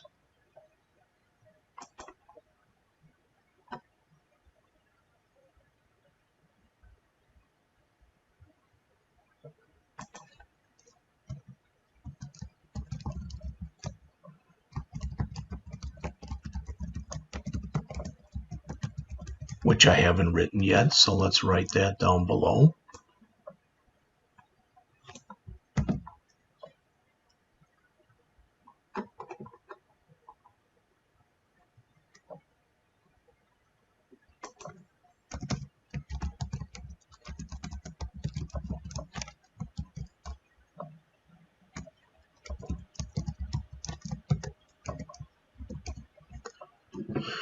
And I'm going to do it the old-fashioned way. So txt add first name dot text equals nothing. Txt add last name dot text equals nothing.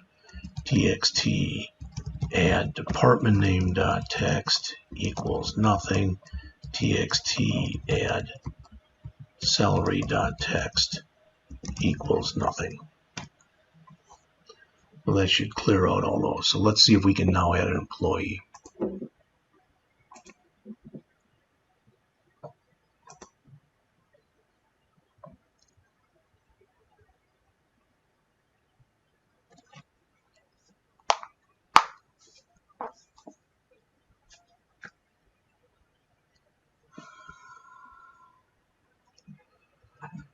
All right, so there's our add new employee. If we click here, we get, oh, is a required field. We didn't, it's not showing us the name of the field. We may need to put tags in there. Let's see if we do. Oh, good God, don't do this.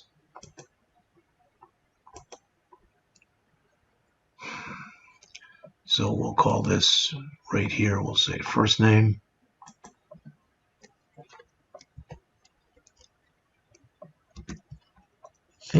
put blank spaces in here. First name. This will be last name. This will be department name.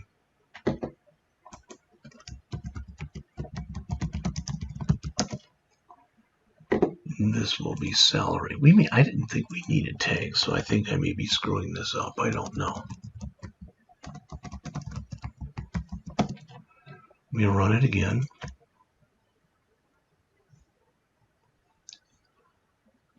And put nothing in there. Yeah, first name is a required field. We did need tags. So I'll remove that. I'll put in a first name, John.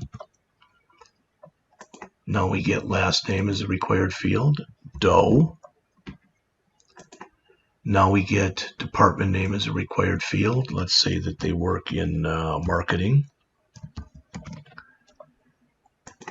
Okay, salary is required. Let's put in something non-numeric. Salary must be a decimal. Let's put in something out of range. Must be between 10,000 and 500,000. So let's say they made 5, 6, 7, 8, 9. All right, employee record added. Let's see if it comes in here and if our title changes. New employee John Doe added, but it did not show it here. Son of a gun.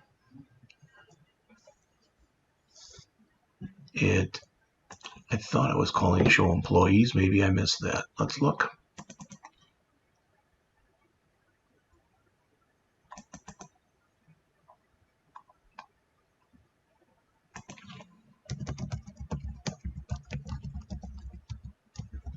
Try that.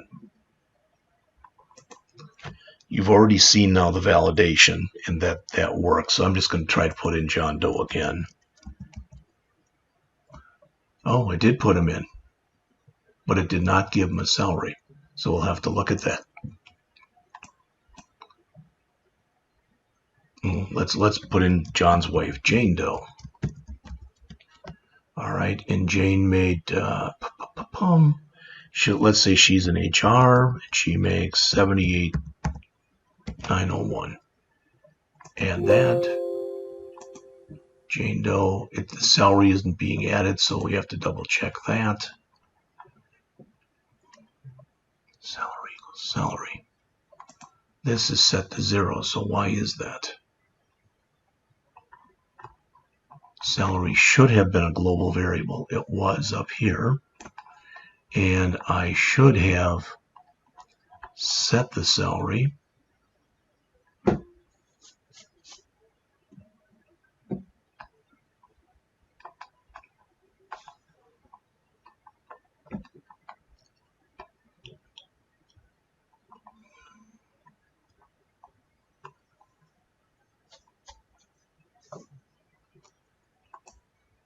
is within range, txt add salary, min salary, max salary,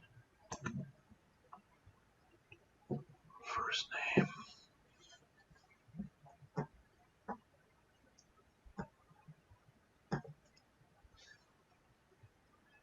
It isn't adding this right here.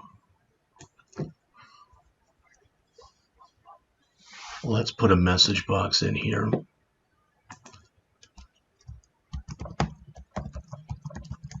And I'm going to put in here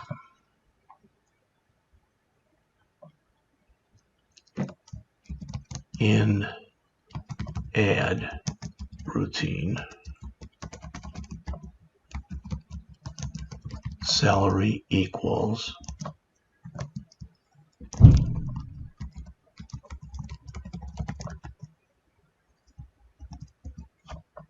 and let's see if we are getting something. I don't want a message. Oh, I can put a message box. Not show, yeah. All right. So again, let's attempt to add a new employee. We've now got John Doe and Jane Doe. We'll remove them shortly. Bob Smith,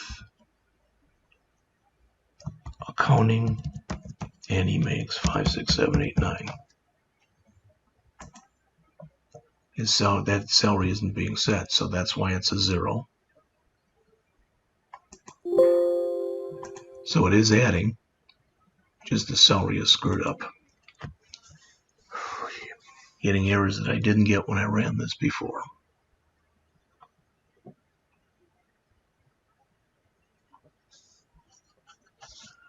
Out salary.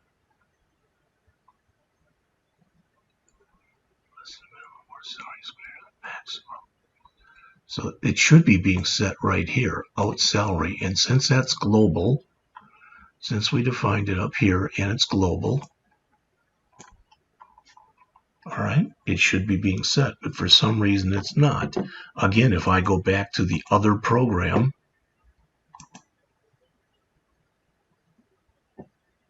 and I attempt to add an employee here, so let's add, we'll do John Doe. Department, we'll say HR, and salary 45678. You'll notice that when I do that, record added, it's in there. Oh, the salary was 0 in there as well. So I'm doing something wrong. I'll have to figure out why that salary isn't being entered. All right, but I'm sort of on a roll here, so I'd like to do the delete next. I'll go back, my promises, I'll fix that for you. We'll get that salary in there. I don't know what the heck the problem is, but we're going to fix it. So right now, in this one, all of this is working, and the add is working, except the salary isn't coming over. And in the one that I'm doing for you now, that button isn't working, and the salary isn't coming over. All right.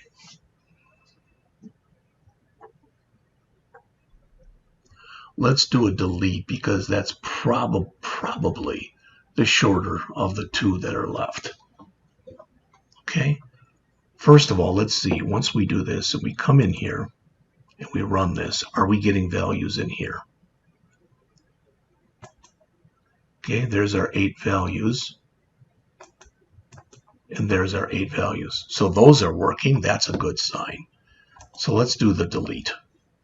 And then I'm going to take a break.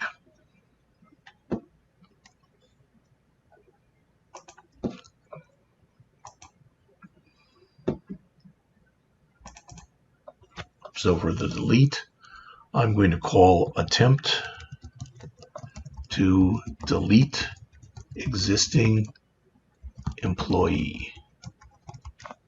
Again, I get an error because, again, it has not yet been written. So let's write it now.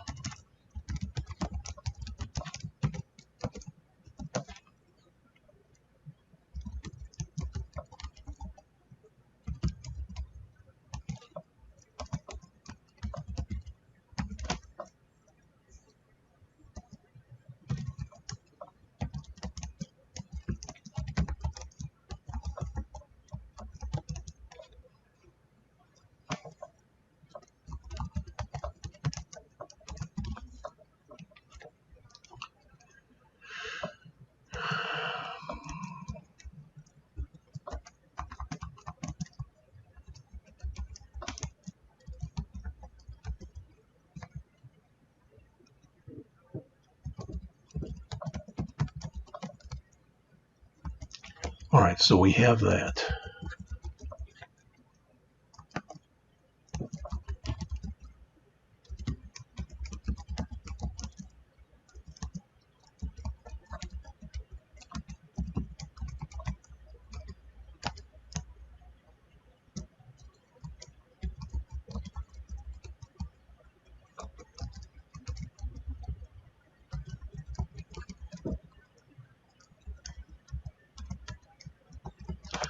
All right, so that is going to run a LINQ query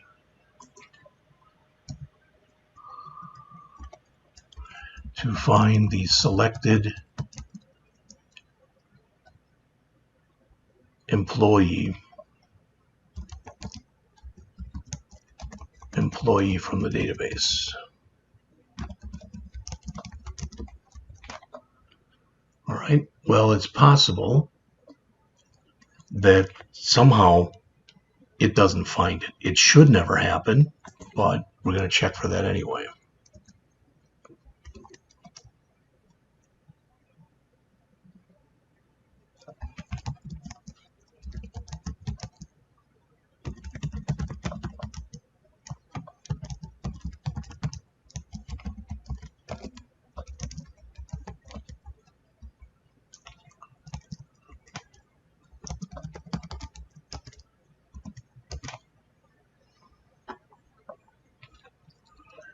Now we're going to ask, we don't have to do this, but we're going to ask the employee if they want to delete that or not. I'm going to go and grab this from the working one. We'll go over all the text in just a second.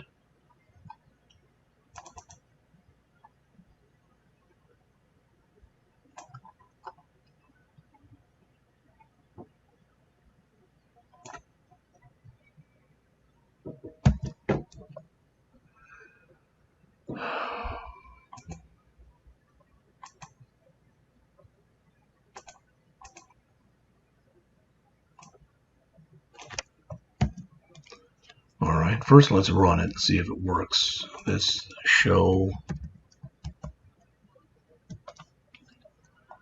Okay, let me see if I can delete a record now.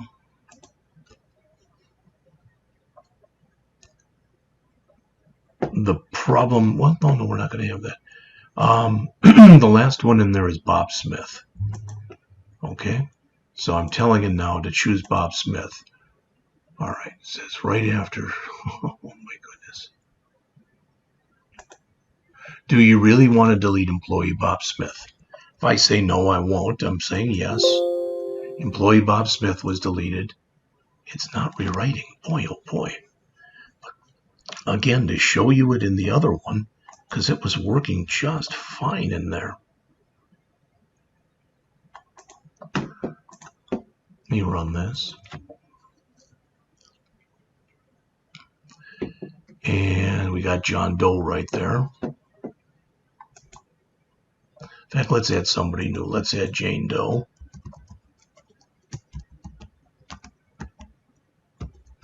And we'll say she's in HR as well, and she makes $88,999. Boom, added. There she is. She should be number 7. All right, now we're choosing 7, and we're saying delete. All right. I don't know what that is, but I'll have to check that. So, do you really want to delete employee Jane Doe? Yes. She was deleted, and now she's gone. All right. I'm having a problem with the show employee for whatever reason. All right. Now, I've been going for 2 hours and 5 minutes, so I'm going to take a short break, and I'll be back to finish up and set everything up for you. So I'm going to pause for probably about 15 minutes. All right, I am back, and what I've decided to do is, since I'm having problems with the ad, and since I'm having problems with the last name ascending, is I'm going to grab the code from the other copy, okay, the working copy, so to speak, the original, whatever you want to call that. So I want to do 2 things. I want to come in here and I want to grab the show employees.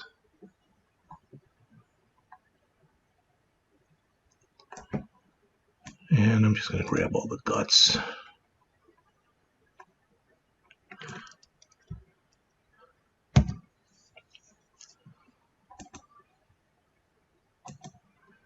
And I'm going to replace the show employees. Now, I might get some errors because I may have named things a little bit differently between these, but I'll fix that right away.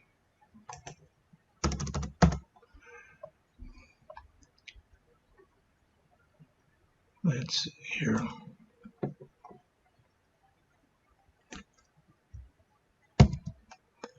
All right.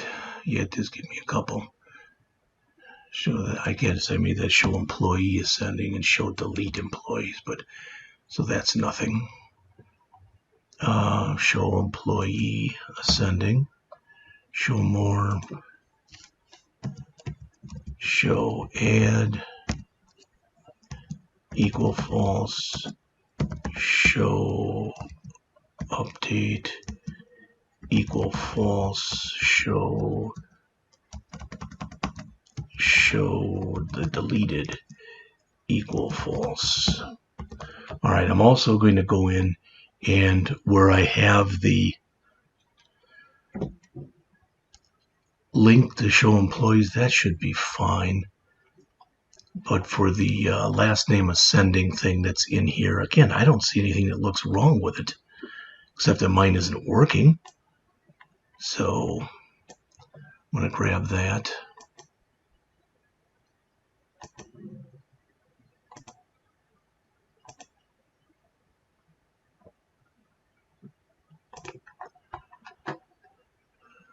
And I'm going to grab this.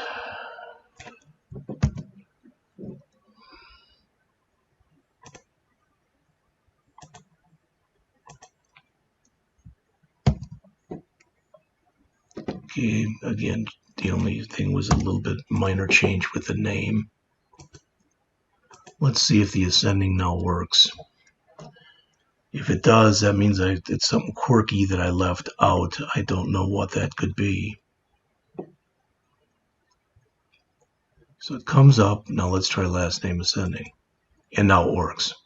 So there was something I was missing, and let's see if I can now add. Again, the salary is not coming in. I don't know why, but Bob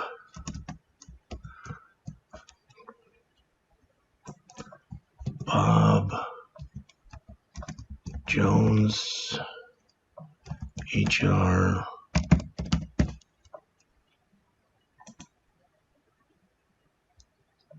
Again, the salary is not being set, but everything else is. So we'll have to figure out what the problem is in there. Now, again, where the salary is being set, I'm in my attempt to add new employee. I'm setting salary equal to salary right here. And it's already 0 because when I tried to bring it in, it was 0.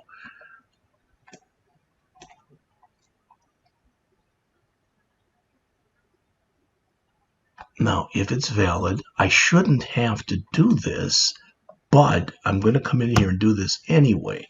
I'm going to say salary is equal to decimal.parse txt salary.text. I should not have to do that. I've actually done that previously. Let's see if that brings that salary in there then when we do that. If it doesn't, I'm going to have to come up with something else. So,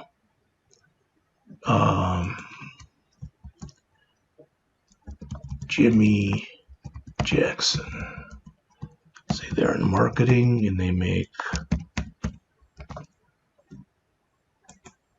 Now it does have a salary. And it's putting it in with the salary. So I don't know why I would need that in there. Okay. Set or reset salary from text box. From txt salary, add salary text box. Okay.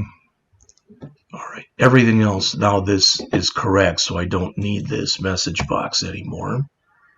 All right. And it did add the new employee. All right. So now to delete, coming in here, let's see if we can delete or if we have errors. And we'll go over the delete routine in just a moment. Now these three all have salaries of 0, which would be wrong. So one of them we'll keep.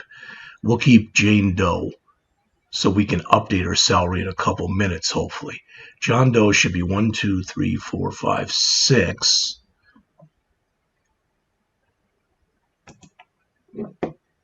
So 6, we're going to exit. Do you really want to? No, I don't want to exit. I want to delete. I got to get rid of that test that's in there. Do I really want to delete John Doe? Yes. And he's gone. And let's do Bob Jones also, which should be the second last one. So that should be 9.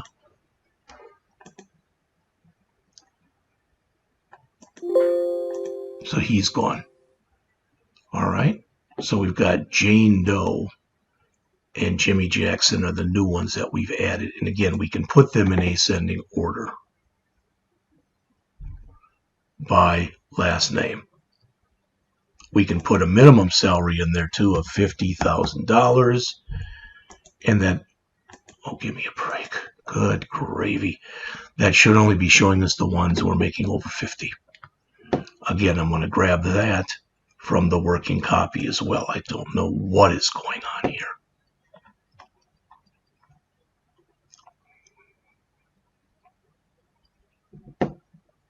So I'm going to grab this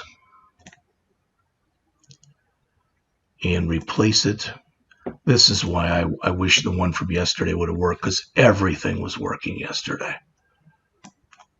But it is what it is.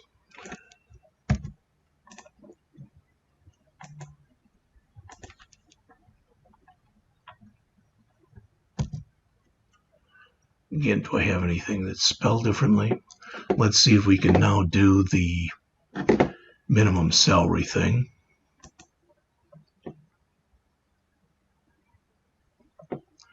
All right, we'll put in there 50,000. How about 55,000?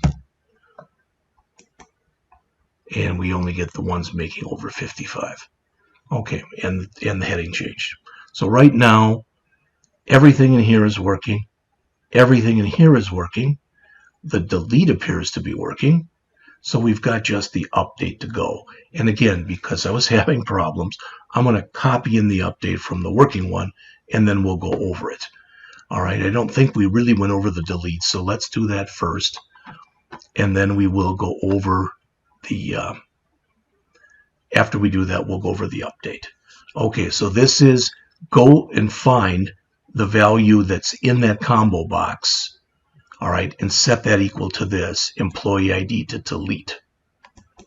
All right, and then we are creating the employee. We're just finding them there. We don't have to create a new employee. They're already there. We're removing them. So we're finding it right there. If it found something, we're going to try to delete them. But before we do, we're asking, are you sure you want to delete them? If they say no, maybe they picked the wrong one, we just return. If they get down here, they said yes.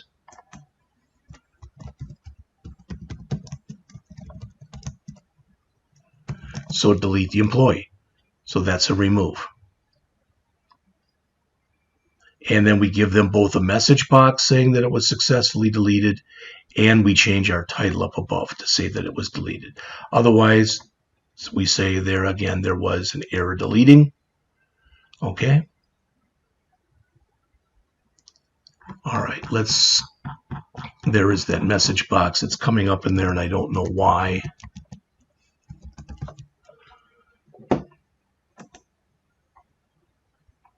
Okay. Let's get up to the top here.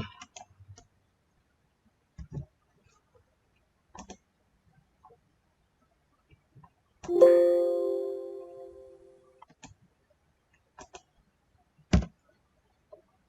it.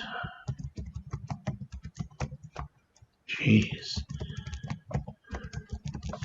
All right. So let's go back up to the top and find there is a message box in there we don't need.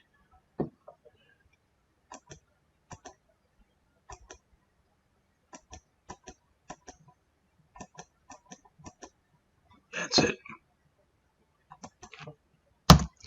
All right. So let's go in and let's do the last one, which is our delete. I'm sorry, our update. All right, so right here.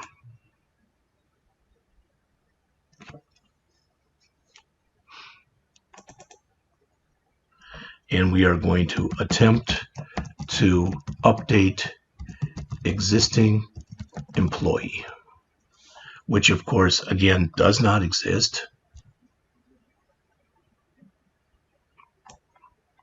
What I did there.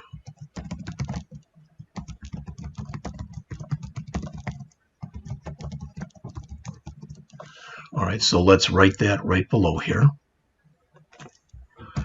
And again, both to save time and because I want it to work, let's copy it in from the other one.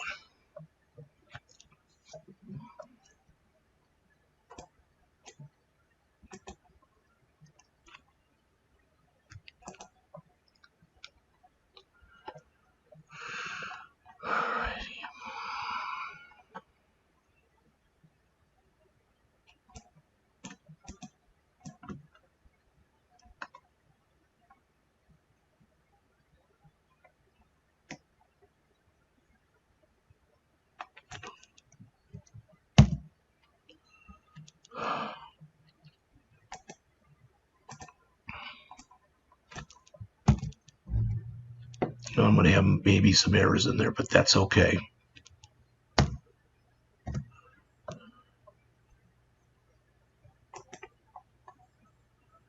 And we've got to run another valid update, but this is for the, or is valid data, but this is for the update.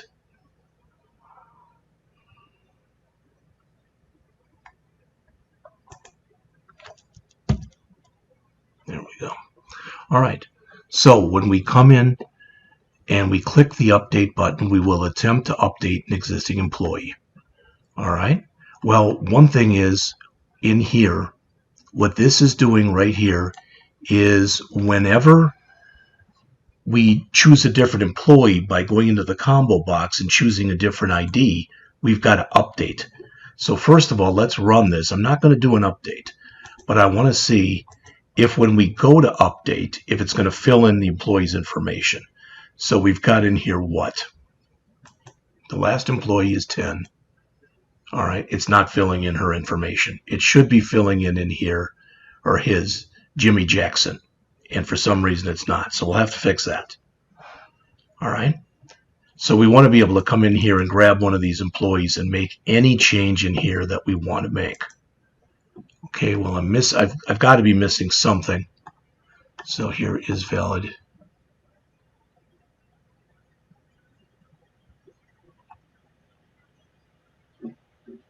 Is valid data update. So we're coming in and we're updating. In other words, we are checking to make sure that the first name is correct, that the last name is correct. In fact, here when we fill this in, this is when we make a change to anything that's in that employee's into the update part if I'm making a change to the ID. All right, so setting that. So this is going to be our updated employee. And this right here, which doesn't right now isn't working. See, this is what it's supposed to do. So let's take a quick look so you can see what this is supposed to be doing. Right?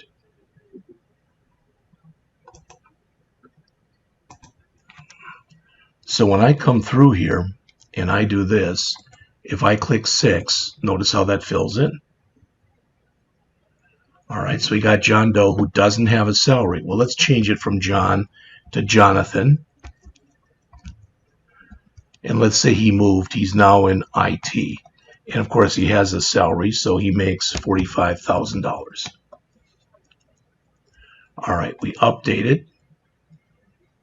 All right, do you really want to update? Yes. All right, it says was updated. It's now Jonathan Doe, IT, and 45,000. So everything in there worked. So what I'm going to do is I'm very quickly, and I mean very quickly, I'm going to explain this one to you. I'm going to go over this whole program because it's the working one. All right. And there's a lot of code in here, 417 lines. Now, one thing is, I'm going to put some comments at the top here, not a lot, but a few. So, need a U in there. Number 1.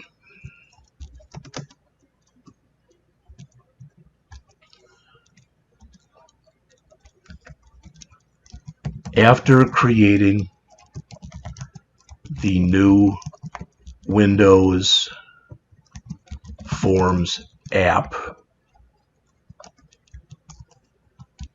not Windows Forms app,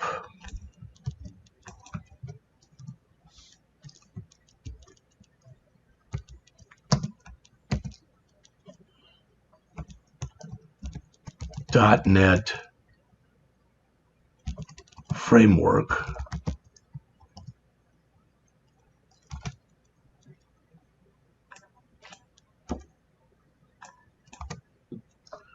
all right.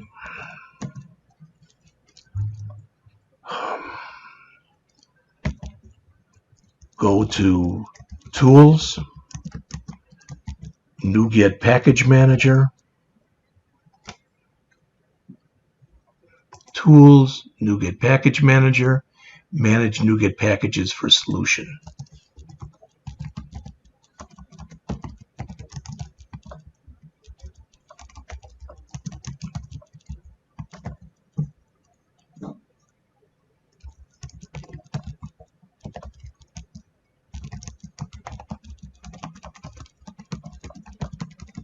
I think that's right.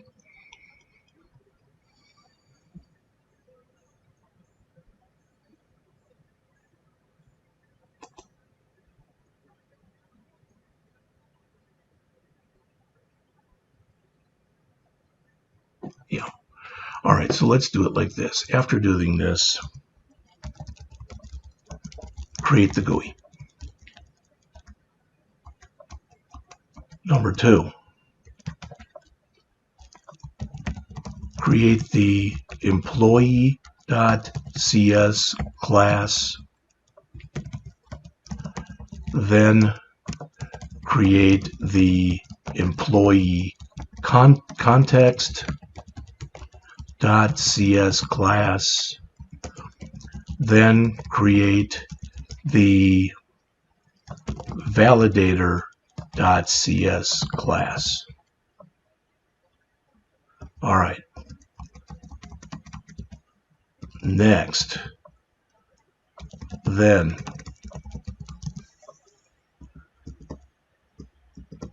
go to Tools, etc., etc.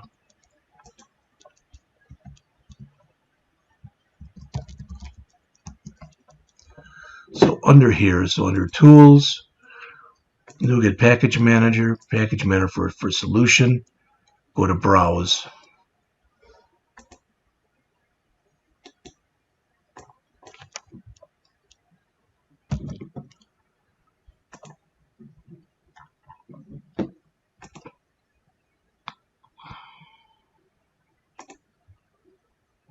Cancel this, I don't need that.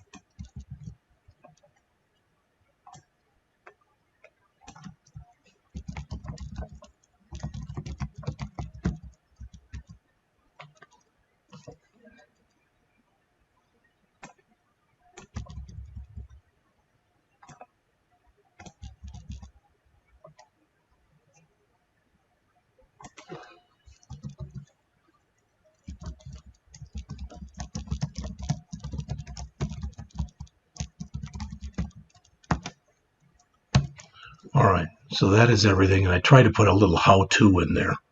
I gave you 5 steps, basically, that you should follow. Alright. Again, something is screwed up in here. Don't know what. Not a happy camper. The add works. The delete works. Our queries now work. It's just the update that doesn't work.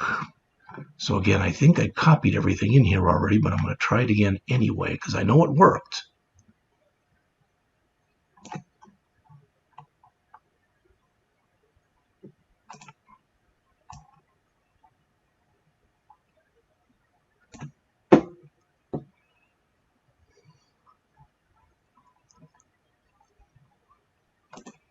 Which one is this?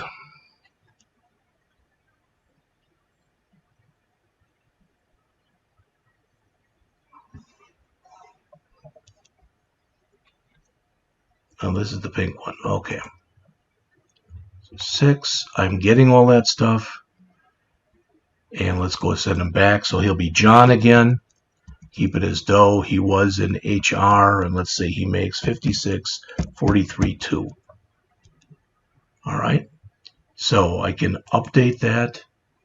I'll get that back. I'll remove that in a second. Do you really want to update John Doe? Yes. It's been updated. He now works in HR, and that's his salary. So everything in here is now working. All right. So there is, again, there is a message box in here I don't want.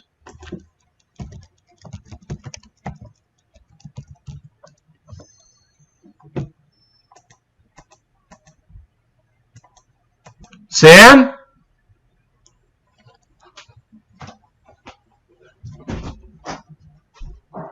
Did you take out the garbage? Sandy? Did you take out the garbage?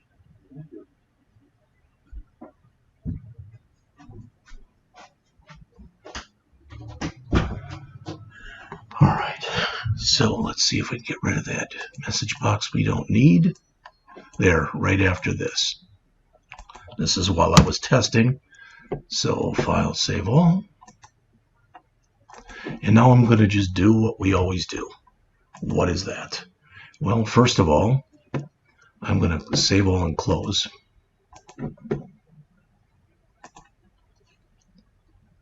Okay, these should all be, I'm going to make sure everything in here is closed. Good. All right, now this LINQ demo, this was the one I tried working on now and I had problems with. But this is it, and I changed the name of the, it was just LINQ demo. So let's make sure that this is the right one and that it has the steps in there that I just went over with you.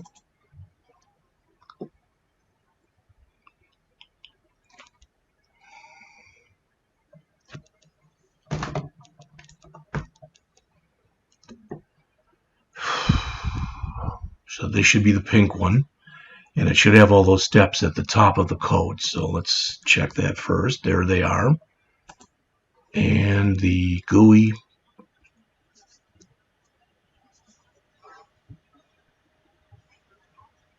And I have now shown you the ability to go in and run those 2 queries that are in our select part.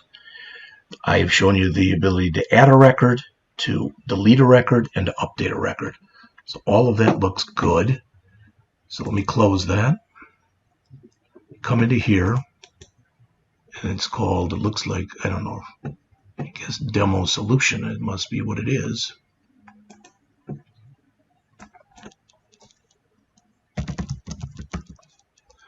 We'll go through our steps here. Get init, get add dot, get commit, LINQ demo program Friday 8/11/2023.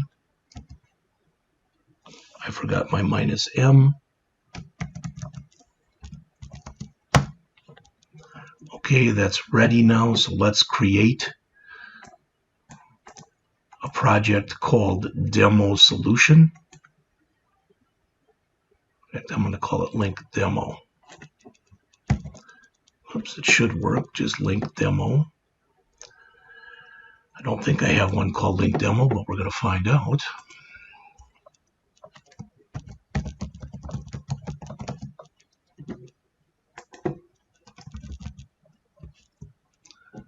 Well, I got a bunch of those, so I'm going to call this just LINQ Demo. It's not found. I've got to come in here and clean this out. I must have close to 300 repositories now, 3/4 of which are garbage. So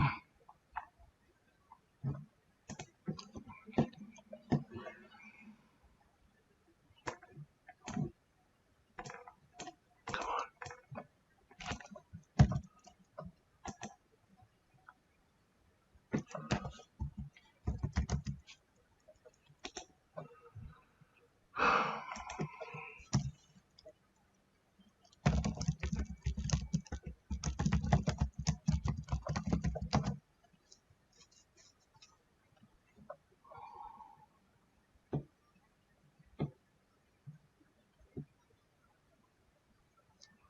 All right.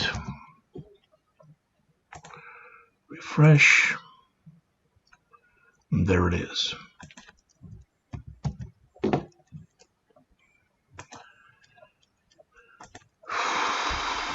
going to get rid of all this stuff here.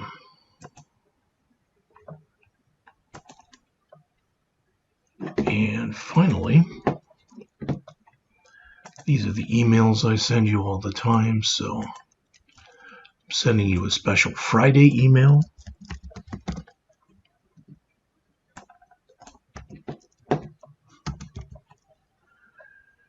And it looks like this is at 2 hours and 36 minutes.